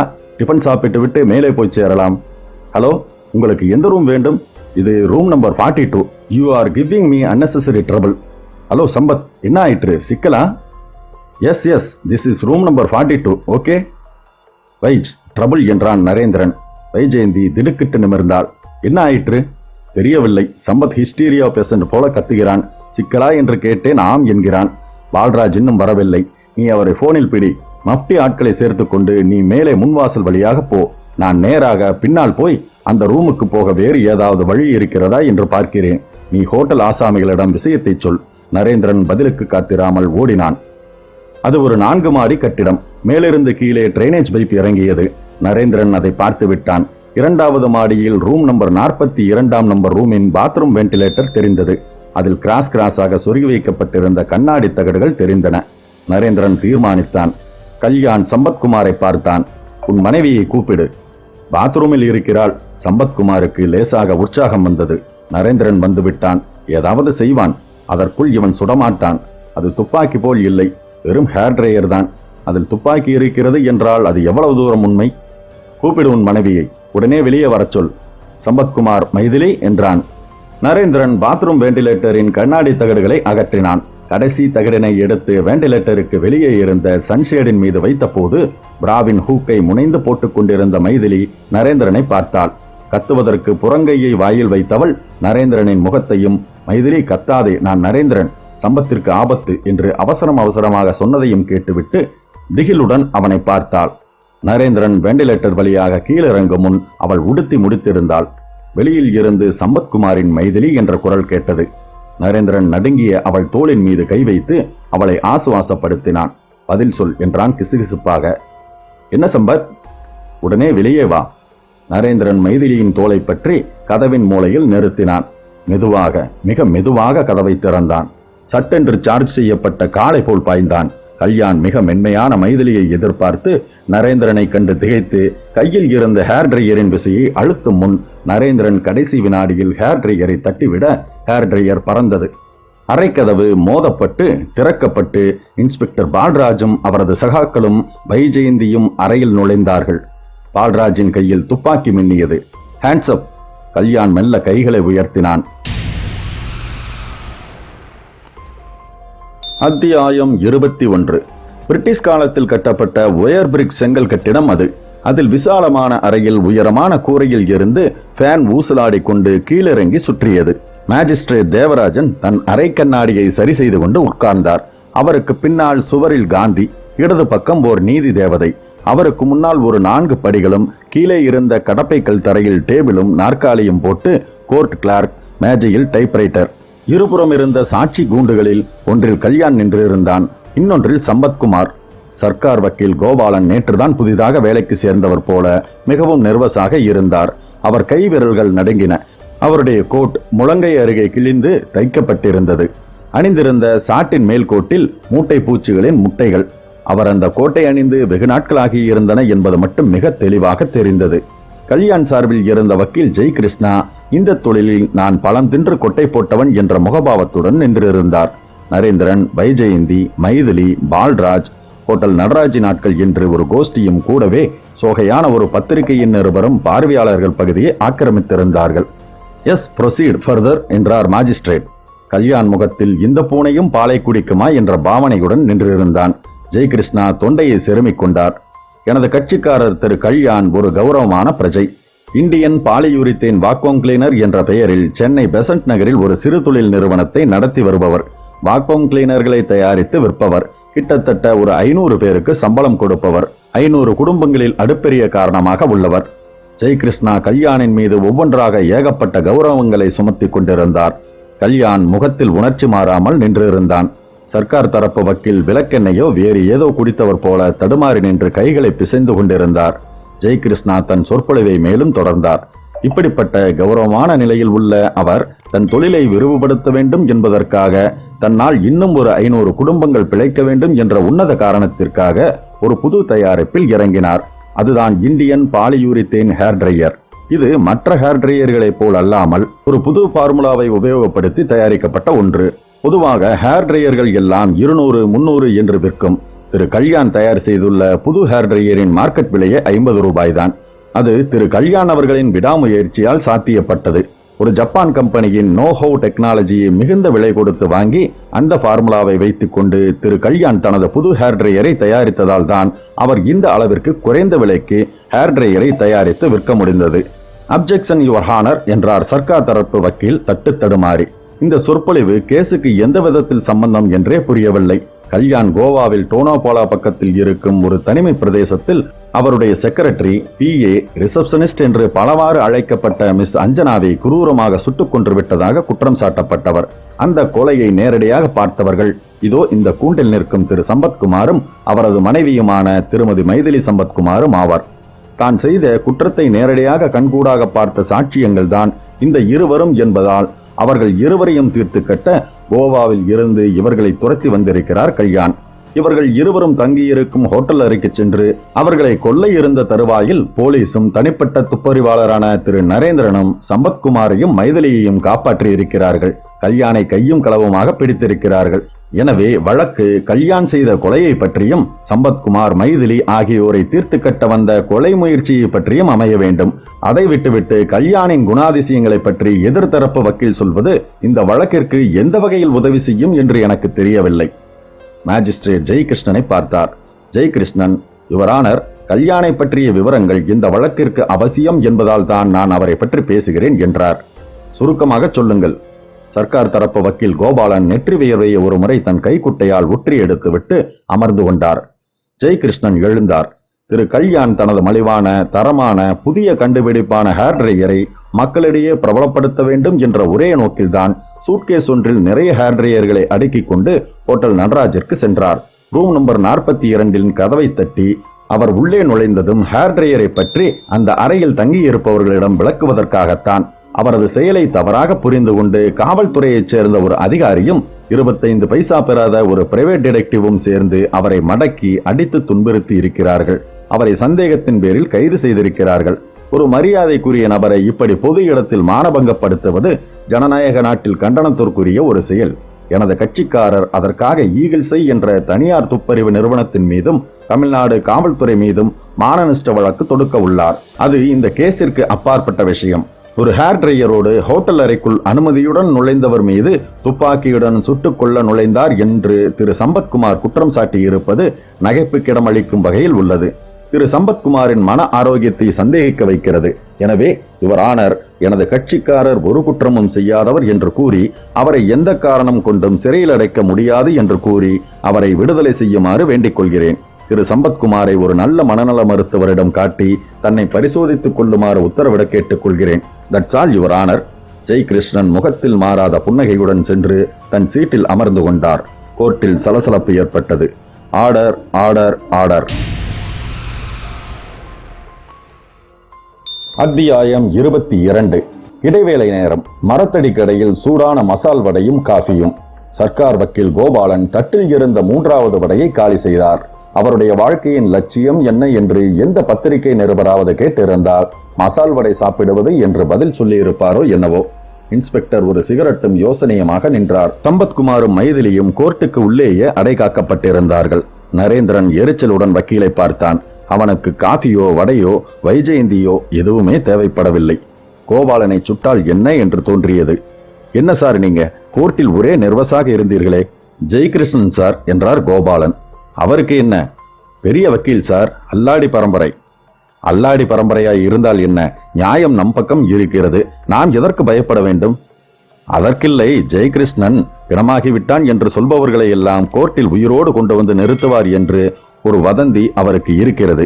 வதந்தியாவது கிதந்தியாவது நீங்கள் அல்லாடி பரம்பரையை நினைத்து கொண்டு கோர்ட்டில் கோட்டை விட்டு விடுவீர்கள் போலிருக்கிறதே. சார், எனக்கு என்ன கட்சிக்காரர்களா வேறு ஏதாவதா?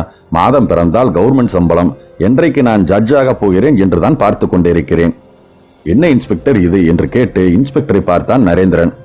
கவர்மெண்ட் வக்கீல் சார், அந்த ஆள் நம் மீது மானநஷ்ட வழக்கு போடுவேன் என்கிறான். கண்ணெதிரே அநியாயம் நடப்பது தெரிகிறது. நீங்கள் ஒழுங்காக கல்யாணை கிராஸ் எக்ஸாமின் பண்ணாமல் சேம் சைடு கோல் போட்டுக்கொண்டு இங்கே வந்து வடை சாப்பிட்டுக் கொண்டிருக்கிறீர்கள். என்னை என்ன பண்ண சொல்லுகிறீர்கள்? கேள்வி கேட்க சொல்கிறேன். FIR எல்லாம் ரெஃபர் பண்ணி செக்ஷன் கோட் பண்ணி கல்யாணுக்கு தூக்கு தண்டனை வாங்கி தர சொல்கிறேன். என் மூளைக்கு எட்டியவரை கேட்டுக்கொண்டுதான் இருக்கிறேன். போதாது, இந்த வேகத்தில் போனால் நாம் கவிழ்ந்து விடுவோம். எனக்கு மட்டும் அந்த கருப்பு கோட் போட்டுக்கொள்ளும் சக்தி இருந்தால் நானே கேள்வி கேட்பேன். என்ன சார், சும்மா சும்மா சத்தாய்க்கிறீங்க? இப்போ கூட ஒன்றும் மோசம் போய்விடல. கேஸை நீங்களே நடத்துங்கள். நான் என்னென்ன கேள்விகள் கேட்க வேண்டும் என்று நீங்கள் எழுதி கொடுங்கள். நான் அதே மாதிரி கேட்டுவிட்டு போகிறேன். நானா? நரேந்திரன் தயங்கினான். நீங்களே தான் என்றார் சர்க்கார் வக்கீல் கோபாலன் கொஞ்சம் மூக்கு சிவந்த முகத்துடன். அத்தியாயம் 23. கல்யாண் ஜெயகிருஷ்ணனுக்கு எதிரில் மிக மரியாதையுடன் உட்கார்ந்திருந்தான். ரைட், எனக்கு கோபாலன் பற்றி கவலையே இல்லை. அந்த ஆளுக்கு செக்ஷன் 302வே தெரியாது. ஊதிவிடலாம். பிள்ளைப்பூச்சி, பயந்தாங்கொல்லி. அதனால் அவனை பற்றி நீங்கள் கவலைப்பட வேண்டாம். எனக்கு நீங்கள் உண்மையை சொல்ல வேண்டும். சொல்லுங்கள் வக்கீல் சார், நான் என்ன சொல்ல வேண்டும்? சம்பத்குமாரையும் மைதிலியும் தீர்த்து கட்டத்தானே அவனுடைய அறைக்கு போனீர்கள்? ஆமாம் சார். ஆயுதம் எதுவுமின்றி போனது எப்படி? ஆயுதத்துடன் தான் போனேன். என்ன ஆயுதம்? ஒரு டேப்லெட் சார். மாத்திரையா? ஆமாம் சார். ஹேர் ட்ரையர் தயாரிப்பில் எனக்கு உபயோகப்படுத்தும் கெமிக்கல் அது. ஆர்சனிக் விஷம் நிறைய கலந்த மாத்திரை. அதை ஹீட் செய்தால் மாத்திரையில் இருந்து கேஸ் ஒன்று ரிலீஸ் ஆகும். அதை சுவாசிக்கிறவர்கள் உடனே செத்து போவார்கள். ஆனால் போஸ்ட்மார்ட்டத்தில் கூட எதனால் சாவு என்று தெரிய வராது. அவ்வளவு புத்திசாலித்தனமான விஷம் கலந்த டேப்லெட் அது. அதை நான் ஹேர் ட்ரையரில் பொருத்தி இருந்தேன். நான் ஹேர் ட்ரையரை ஆன் பண்ணிவிட்டு என் மூச்சை அடக்கி கொண்டிருந்து விட்டு வெளியே வந்து விடலாம் என்று நினைத்துக் கொண்டிருந்தேன். ஆனால் அதற்குள் பிளடி நரேந்திரனும் அவன் கூட்டாளி இன்ஸ்பெக்டர் பால்ராஜும் உள்ளே புகுந்து குட்டையை குழப்பி விட்டார்கள். என் கையில் இருந்த ஹேர் ட்ரையர் கீழே விழுந்ததும் அதில் நான் பிக்ஸ் பண்ணி இருந்த ஆர்சனிக் டேப்லெட் கலன்று கீழே விழுந்து விட்டிருக்கிறது. என் அதிர்ஷ்டம்தான். அதனால் தான் நான் ஆயுதத்துடன் பிடிபடவில்லை.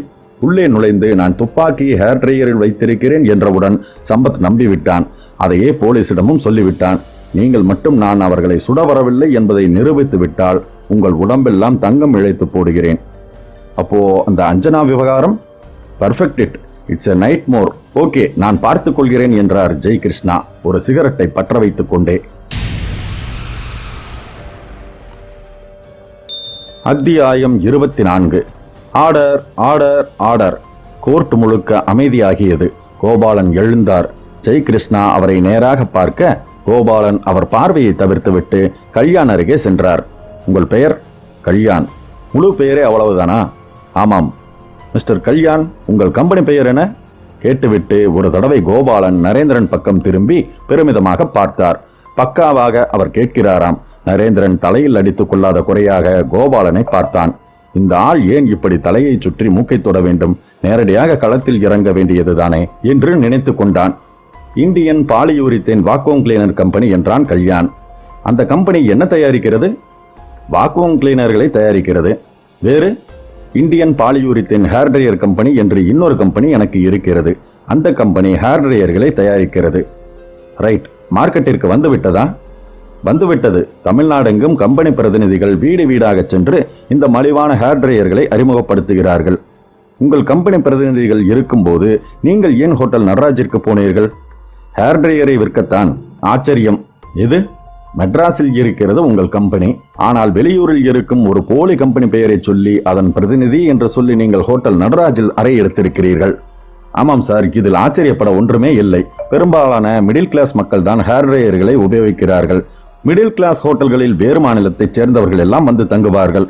அவர்களிடமெல்லாம் இந்த ஹேர் ட்ரையரை அறிமுகப்படுத்தினால் எங்கள் ப்ராடக்டிற்கு இந்தியா முழுவதற்கும் ஒரு வாய் விளம்பரம் கிடைக்கலாம் இல்லையா?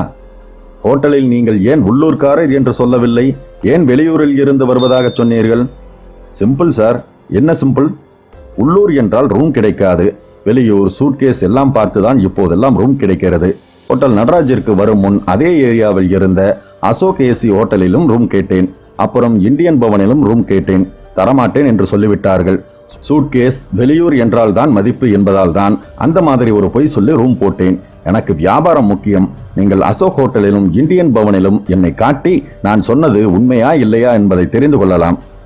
ரைட். திரு சம்பத் அவர்களை கொல்ல வந்ததாக? இல்லை, நிச்சயம் இல்லை. நான் ஏன் அவர்களை கொல்ல வேண்டும்? உங்கள் செக்ரட்டரியின் பெயர் என்ன? இப்போது இருப்பவரா, முன்னாள் இருந்தவரா? முன்னாள் இருந்தவள். மிஸ் அஞ்சனா. அவள் எங்கே? தெரியாது. ஏற்கனவே அவள் காணாமல் போய்விட்டாள். எனக்கு எதுவும் செய்து தராமல் போயிருக்கிறாள் என்று நான் போலீசில் கம்ப்ளைண்ட் கொடுத்திருக்கிறேன். போலீஸ்காரர்கள் என் செக்ரட்டரியை தேடிக்கொண்டிருக்கிறார்கள். பொய்.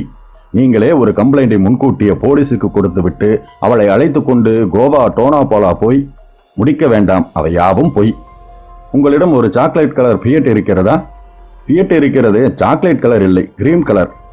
எப்போதுமே கிரீம் தானா, இல்லை சமீபத்தில் சாக்லேட் கலருக்கு மாறி மறுபடியும் கிரீம் கலருக்கு மாற்றப்பட்டதா? எப்போதுமே கிரீம் கலர் தான். Number TMI 4031. மிஸ்டர் கல்யாண், போலீஸ்காரர்கள் உங்கள் கம்பெனியில் விசாரித்து விட்டார்கள். சென்ற 10ஆம் தேதி முதல் 12ஆம் தேதி வரை நீங்கள் உங்கள் கம்பெனியில் இல்லை. ஆம், நான் எங்கள் கம்பெனி முன்னேற்றத்திற்காக கம்பெனி மேனேஜர்களை எல்லாம் வைத்துக்கொண்டு ஒரு கான்ஃபரன்ஸ் போட்டேன். 10, 11, 2 நாட்களும். எங்கே? மெட்ராஸில் இருக்கும் என் கெஸ்ட் ஹவுஸில். இல்லை, 10ஆம் தேதி மாலை 6:30 மணிக்கு நீங்கள் கோவாவில் இருக்கும் டோனோபாலாவில் இருந்தீர்கள். பொய் சார், நான் கான்ஃபரன்ஸில் இருந்தேன். இதை என்னால் நிரூபிக்க முடியும். கான்ஃபரன்ஸ் நிகழ்ச்சிகள் அனைத்துமே வீடியோ டேப்பில் பதிவாகி இருக்கின்றன. அந்த டேப்பை பார்வையிட்டாலே தெரியும்.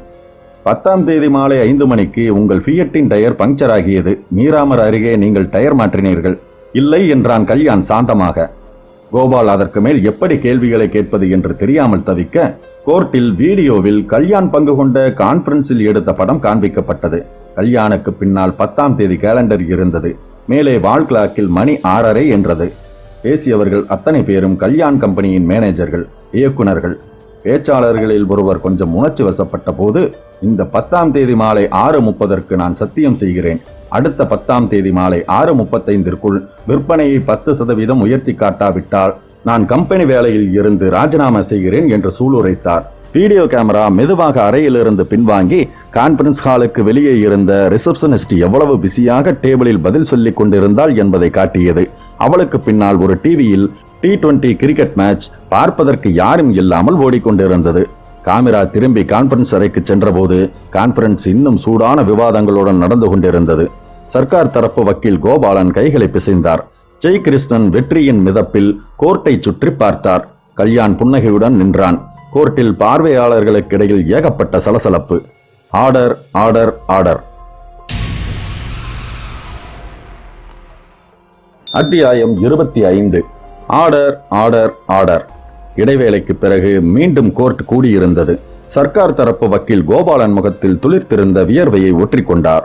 கல்யாண் குற்றவாளி கூண்டில் இப்போது மிதப்புடன் நின்றிருந்தான். திரு கல்யாண்குமார் ஒரு கௌரவமான பிரஜை. ஒரு ஹேர் டிரையரோடு ஹோட்டல் அறைக்குள் அனுமதியுடன் நுழைந்த அவர் மீது துப்பாக்கியுடன் சுட்டுக்கொள்ள நுழைந்தார் என்று திரு சம்பத்குமார் குற்றம் சுமத்தியுள்ளார்.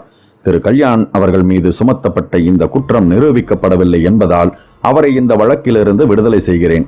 திரு சம்பத்குமாரை ஒரு நல்ல மனநல மருத்துவரிடம் காட்டி தன்னை பரிசோதித்துக் கொள்ளுமாறு உத்தரவிடுகிறேன் என்று நீதிபதி தீர்ப்பை வாசிக்கப் போவதை கல்யாண் தன் மனதில் திரைப்படமாக ஓட்டி ரசித்துக் கொண்டிருந்தான். நீதிபதி கோபாலனை பார்த்தார். கோபாலன் எழுந்தார். அவர் முகத்தில் அபாரமான தன்னம்பிக்கை. லேசாக தொண்டையை செருமிக் கொண்டார். கணம் நீதிபதி அவர்களே, திரு கல்யாண் தான் குற்றவாளி அல்ல என்பதை நிரூபிப்பதற்கு ஆதாரமாக அவர் போட்டு காட்டிய வீடியோ ஒளிப்பதிவே அவர்தான் குற்றவாளி என்பதை ஆணித்தரமாக நிரூபிக்கும் சாட்சியமாக மாறியுள்ளது. எந்த வீடியோ காட்சியை தான் குற்றவாளி அல்ல என்று ஆணித்தரமாக நிரூபிப்பதற்கு அவர் ஆதாரமாக சமர்ப்பித்துள்ளாரோ அந்த வீடியோ காட்சியே அவர்தான் குற்றவாளி என்பதற்கு மிக வலுவான ஆதாரமாகவும் அமைந்துள்ளது. அந்த வீடியோ காட்சியை மறுபடியும் ஒளிபரப்ப உத்தரவிடுமாறு கணம் நீதிபதி அவர்களை தாழ்மையுடன் கேட்டுக்கொள்கிறேன் என்றார். கோர்ட்டில் வீடியோவில் கல்யாண் பங்கு கொண்ட கான்ஃபரன்ஸில் எடுத்த படம் மீண்டும் காட்டப்பட்டது. கல்யாணுக்கு பின்னால் 10ஆம் தேதி கேலண்டர் இருந்தது. மேலே வால் கிளாக்கில் மணி 6:30 என்று இருந்தது. வீடியோ கேமரா மெதுவாக அறையிலிருந்து பின்வாங்கி கான்ஃபரன்ஸ் ஹாலுக்கு வெளியே இருந்த ரிசப்ஷனிஸ்ட் எவ்வளவு பிஸியாக டேபிளில் பதில் சொல்லிக் கொண்டிருந்தாள் என்பதை காட்டியது. அவளுக்கு பின்னால் ஒரு டிவியில் T20 கிரிக்கெட் மேட்ச் பார்ப்பதற்கு யாரும் இல்லாமல் ஓடிக்கொண்டிருந்தது. கோபாலன் வீடியோவில் அந்த இடத்தில் பாஸ் சுவிட்சை அழுத்தச் சொன்னார். டிவியில் T20 கிரிக்கெட் விளையாட்டு அப்படியே உறைந்தது. வக்கீல் கோபாலன் அந்த வீடியோ காட்சியை சுட்டி காட்டினார். கணம் நீதிபதி அவர்களே, அந்த வீடியோ 10ஆம் தேதி ஒளிப்பதிவு செய்யப்பட்டதல்ல என்பதை தாழ்மையுடன் தெரிவித்துக் கொள்கிறேன். என்னதான் சுவரில் 10ஆம் தேதி காட்டும் காலண்டரை மாட்டியிருந்தாலும், என்னதான் கடிகாரத்தில் மாலை 6:30 என்று மணி காட்டுமாறு செய்யப்பட்டிருந்தாலும், என்னதான் அவருடைய கம்பெனி ஊழியர் ஒருவர் இந்த 10ஆம் தேதி மாலை 6:30 மணிக்கு சொல்கிறேன் என்று சத்தியம் செய்து கூறுமாறு வற்புறுத்தப்பட்டிருந்தாலும், இந்த வீடியோ காட்சி 10ஆம் தேதி அன்று ஒளிப்பதிவு செய்யப்பட்டதில்லை என்பதுதான் உண்மையான உண்மை என்று நிதானமாக ஆணித்தரமாக ஒவ்வொரு வார்த்தையாக கூறிவிட்டு கோபாலன் தன் உரையை நிறுத்தினார். கோர்ட் சலசலத்தது. பத்திரிகையாளர்கள் நிமிர்ந்து உட்கார்ந்தார்கள். குற்றவாளி கூண்டில் இருந்த கல்யாணின் முகத்தில் கவலை ரேகைகள். நீதிபதி திரையில் உறைந்து போயிருந்த கிரிக்கெட் பதிவை பார்த்தார். பின் கோபாலனை பார்த்தார். கணம் கோர்ட்டார் அவர்களே, வீடியோ திரையில் ஒரு கிரிக்கெட் போட்டி நடந்து கொண்டிருக்கிறது. இந்திய விளையாட்டு வீரர்களும் இலங்கை விளையாட்டு வீரர்களும் எதிர் எதிர் அணியில் நின்று மோதிக்கொள்ளும் இந்த போட்டி 10ஆம் தேதி நடைபெற்ற போட்டி அல்ல.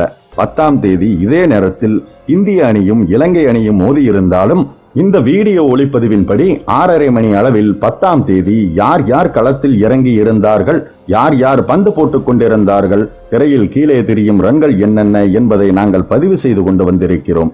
அந்த வீடியோ காட்சியை இதே நீதிமன்றத்தில் ஒளிபரப்ப உத்தரவளிக்குமாறு கனம் கோர்ட்டார் அவர்களை தாழ்மையுடன் கேட்டுக்கொள்கிறேன் என்றார். நீதிபதி உடனே அனுமதி அளித்தார். ஜான் சுந்தர் அனிதாவுடன் ஒரு மடிக்கணினியுடன் உள்ளே நுழைந்தான். நீதிபதி மேஜையில் அதை வைத்து இயக்கினான். மடிக்கணினி திரையில் 10ஆம் தேதி மாலை இலங்கையும் இந்தியாவும் மோதிக்கொண்ட ஒரு விளையாட்டு போட்டி துவங்கியது. கல்யாண் பதிவு செய்திருந்த விளையாட்டில் இருந்து அது முற்றிலும் மாறுபட்டிருந்தது. கல்யாண் பதிவு செய்திருந்த போட்டி 17ஆம் தேதி என்று நடைபெற்ற போட்டி என்பதை சற்றும் சந்தேகத்துக்கு இடமின்றி அதே மடிக்கணினியை இயக்கி ஜான் சுந்தர் நிரூபித்து காட்டினான். அனிதா பத்திரிகையாளர்களையும் நீதிபதியையும் கோர்ட்டில் குழுமியிருந்த இதர மக்களையும் பெருமிதமாக பார்த்தாள். ஏய், நீ ஏன் நெஞ்சை நிமிர்த்திக் கொள்கிறாய்? கல்யாணின் இந்த திருட்டுத்தனத்தை கண்டுபிடித்தவன் நரேந்திரன். அந்த பெருமையை நீ தட்டிக் கொள்ளலாம் என்று பார்க்கிறாயா? அடக்கி வாசி என்று ஜான் சுந்தர் அவளிடம் கிசுகிசுத்தான். எல்லா பெருமையும் ஈகிள் சைக்கு என்பது தாஸின் பாலிசி ஜான், அதை மறந்து விடாதே. சோ நான் நெஞ்சையும் நிமிர்த்திக் கொள்ளலாம் என்று அவள் பதிலுக்கு கிசுகிசுக்க ஜான் சுந்தர் அவளது வாயை மூடினான். உன்னிடம் இல்லாதது எல்லாம் நிமிர்த்தலாம் என்று சொல்லிக் கொள்ளாதே. அப்புறம் உன்னை காதலிக்கலாமா வேண்டாமா என்பதை நான் யோசிக்க வேண்டி வந்துவிடும் என்றான் ஜான் சுந்தர் அடக்கமான குரலில். கோர்ட்டில் யாரும் எதிர்பார்க்காத வண்ணம் கைத்தட்டல் ஆரம்பித்தது.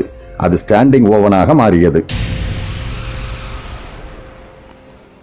அத்தியாயம் 26. ஆகவே கல்யாண் தான் இந்த குற்றங்களை செய்தவர் என்பது சந்தேகத்துக்கிடமின்றி நிரூபணமாவதால் கல்யாணை இபிகோ 302வது பிரிவின் கீழ் மிருகத்தனமாக திட்டமிட்டு கொலை செய்த ஒரு கொலைகாரர் என்று இந்த கோர்ட் முடிவு செய்கிறது. கல்யாண் சாகும் வரை தூக்கில் தொங்கவிடப்பட வேண்டும் என்று இந்த கோர்ட் உத்தரவளிக்கிறது. தீர்ப்பை வாசித்துவிட்டு நீதிபதி எழுந்து கொண்டார். கல்யாணை போலீஸ்காரர்கள் காவலுக்கு நின்று சிறைக்கு அழைத்துச் செல்ல தயாரானார்கள். சர்க்கார் வக்கீல் கோபாலன் ஜெயகிருஷ்ணாவை பெருமையுடன் பார்த்தார். எவ்வளவு பூசு மெழுகியும் இந்த கேஸில் உங்களால் எதுவும் செய்ய முடியவில்லை போலிருக்கிறது. பாவம், இந்தாருங்கள் கர்ச்சீஃப், முகத்தை துடைத்துக் கொள்ளுங்கள் என்று குசியுடன் சொல்லிவிட்டு, Naren, you have done a great job என்று கோர்ட்டிலேயே நரேந்திரனை பார்த்து கத்திக்கொண்டே போனார். உங்களுக்கு லட்சம் முறை நன்றி சொல்ல வேண்டும். இப்போதே ஆரம்பிக்கட்டுமா என்று நரேந்திரனின் கைகளை பற்றி கொண்டான் சம்பத்குமார். அவனுக்கு அருகில் சந்தோஷ மைதிலி. வேண்டாம், வேறொன்று செய்யுங்கள். என்ன? எனக்கு தேங்க்ஸ் சொல்வதற்கு பதில் உங்கள் மனைவியை லட்சம் முறை முத்தமிடுங்கள் எங்களுக்கு எதிரில். ஓ நோ என்றாள் மைதிலி பொய்கோபத்துடன். எஸ் என்றான் சம்பத்குமார் மனைவியை நெருங்கியபடி. வைஜெயந்தி நரேந்திரன் முதுகில் ஹேண்ட்பேக்கால் அடித்தாள். எவ்வளவு தைரியம் இருந்தால் நீ இப்படி பேசுவாய்? மனதில் எவ்வளவு வக்கிரம் இருந்தால் இந்த மாதிரி கேட்பாய்? You forwarded beast, stinking goose, country loafer, insolent idiot. Stop. ஒரே ஒரு இங்கிலீஷ் திட்டிற்கு மேல் கூடாதென்று இருக்கிறேன். நீ பாட்டுக்கு கூட்ஸ் ட்ரெயின் போல அடிக்கிக் கொண்டே போகிறாயே. வைஜெயந்தி நிறுத்தாமல் ஆங்கில வார்த்தைகளை தொடர நரேந்திரன் பாய்ந்தான். அவள் உதடுகளில் தன் உதடுகளை வைத்து, ஓ நோ. அன்பிற்கினிய நேயர்களே, உங்களுக்கு இந்த கதை பிடிச்சிருந்ததா? என்னோட குரல் மற்றும் கதை சொன்ன விதம் எப்படி இருந்ததுன்னு உங்களோட கருத்துக்களை தவறாம கமெண்ட் பாக்ஸ்ல கமெண்ட் பண்ணுங்க. மறக்காம ஒரு லைக்கும் தட்டி விடுங்க. அதோட உங்களை மாதிரியே கதையை விரும்பக்கூடிய உங்க நண்பர்களுக்கும் இந்த கதையை ஷேர் பண்ணுங்க. நீங்க ஒரு வேளை நம்ம சேனலை சப்ஸ்கிரைப் பண்ணாம இருந்தீங்கன்னா உடனே சப்ஸ்கிரைப் பண்ணிட்டு நோட்டிபிகேஷனையும் ஆன் பண்ணிக்கோங்க. கதை கேட்டுட்டு சப்ஸ்கிரைப் பண்ணாம போற நண்பர்களுக்கு ஒரு விஷயத்தை நான் சொல்லிக்க விரும்புறேன். ஒவ்வொரு ஆடியோ புக்கு பின்னாடியும் பல மணி நேர உழைப்பு இருக்கு. அந்த உழைப்புக்கான அங்கீகாரம் தான் நீங்க நம்ம சேனலை சப்ஸ்கிரைப் பண்றதும் உங்க லைக், ஷேர்ஸ் மற்றும் கமெண்ட். இது மட்டும்தாங்க. இந்த விஷயங்களை நீங்க ஏத்துக்கிட்டீங்கன்னா கண்டிப்பா சப்ஸ்கிரைப் பண்ணுவீங்கன்னு நான் நினைக்கிறேன். ஓகே, மற்றும் இன்னொரு அருமையான கதையோட உங்களை நான் சந்திக்கிறேன். உங்களிடமிருந்து விடைபெறுவது உங்கள் கார்த்திகேயன்.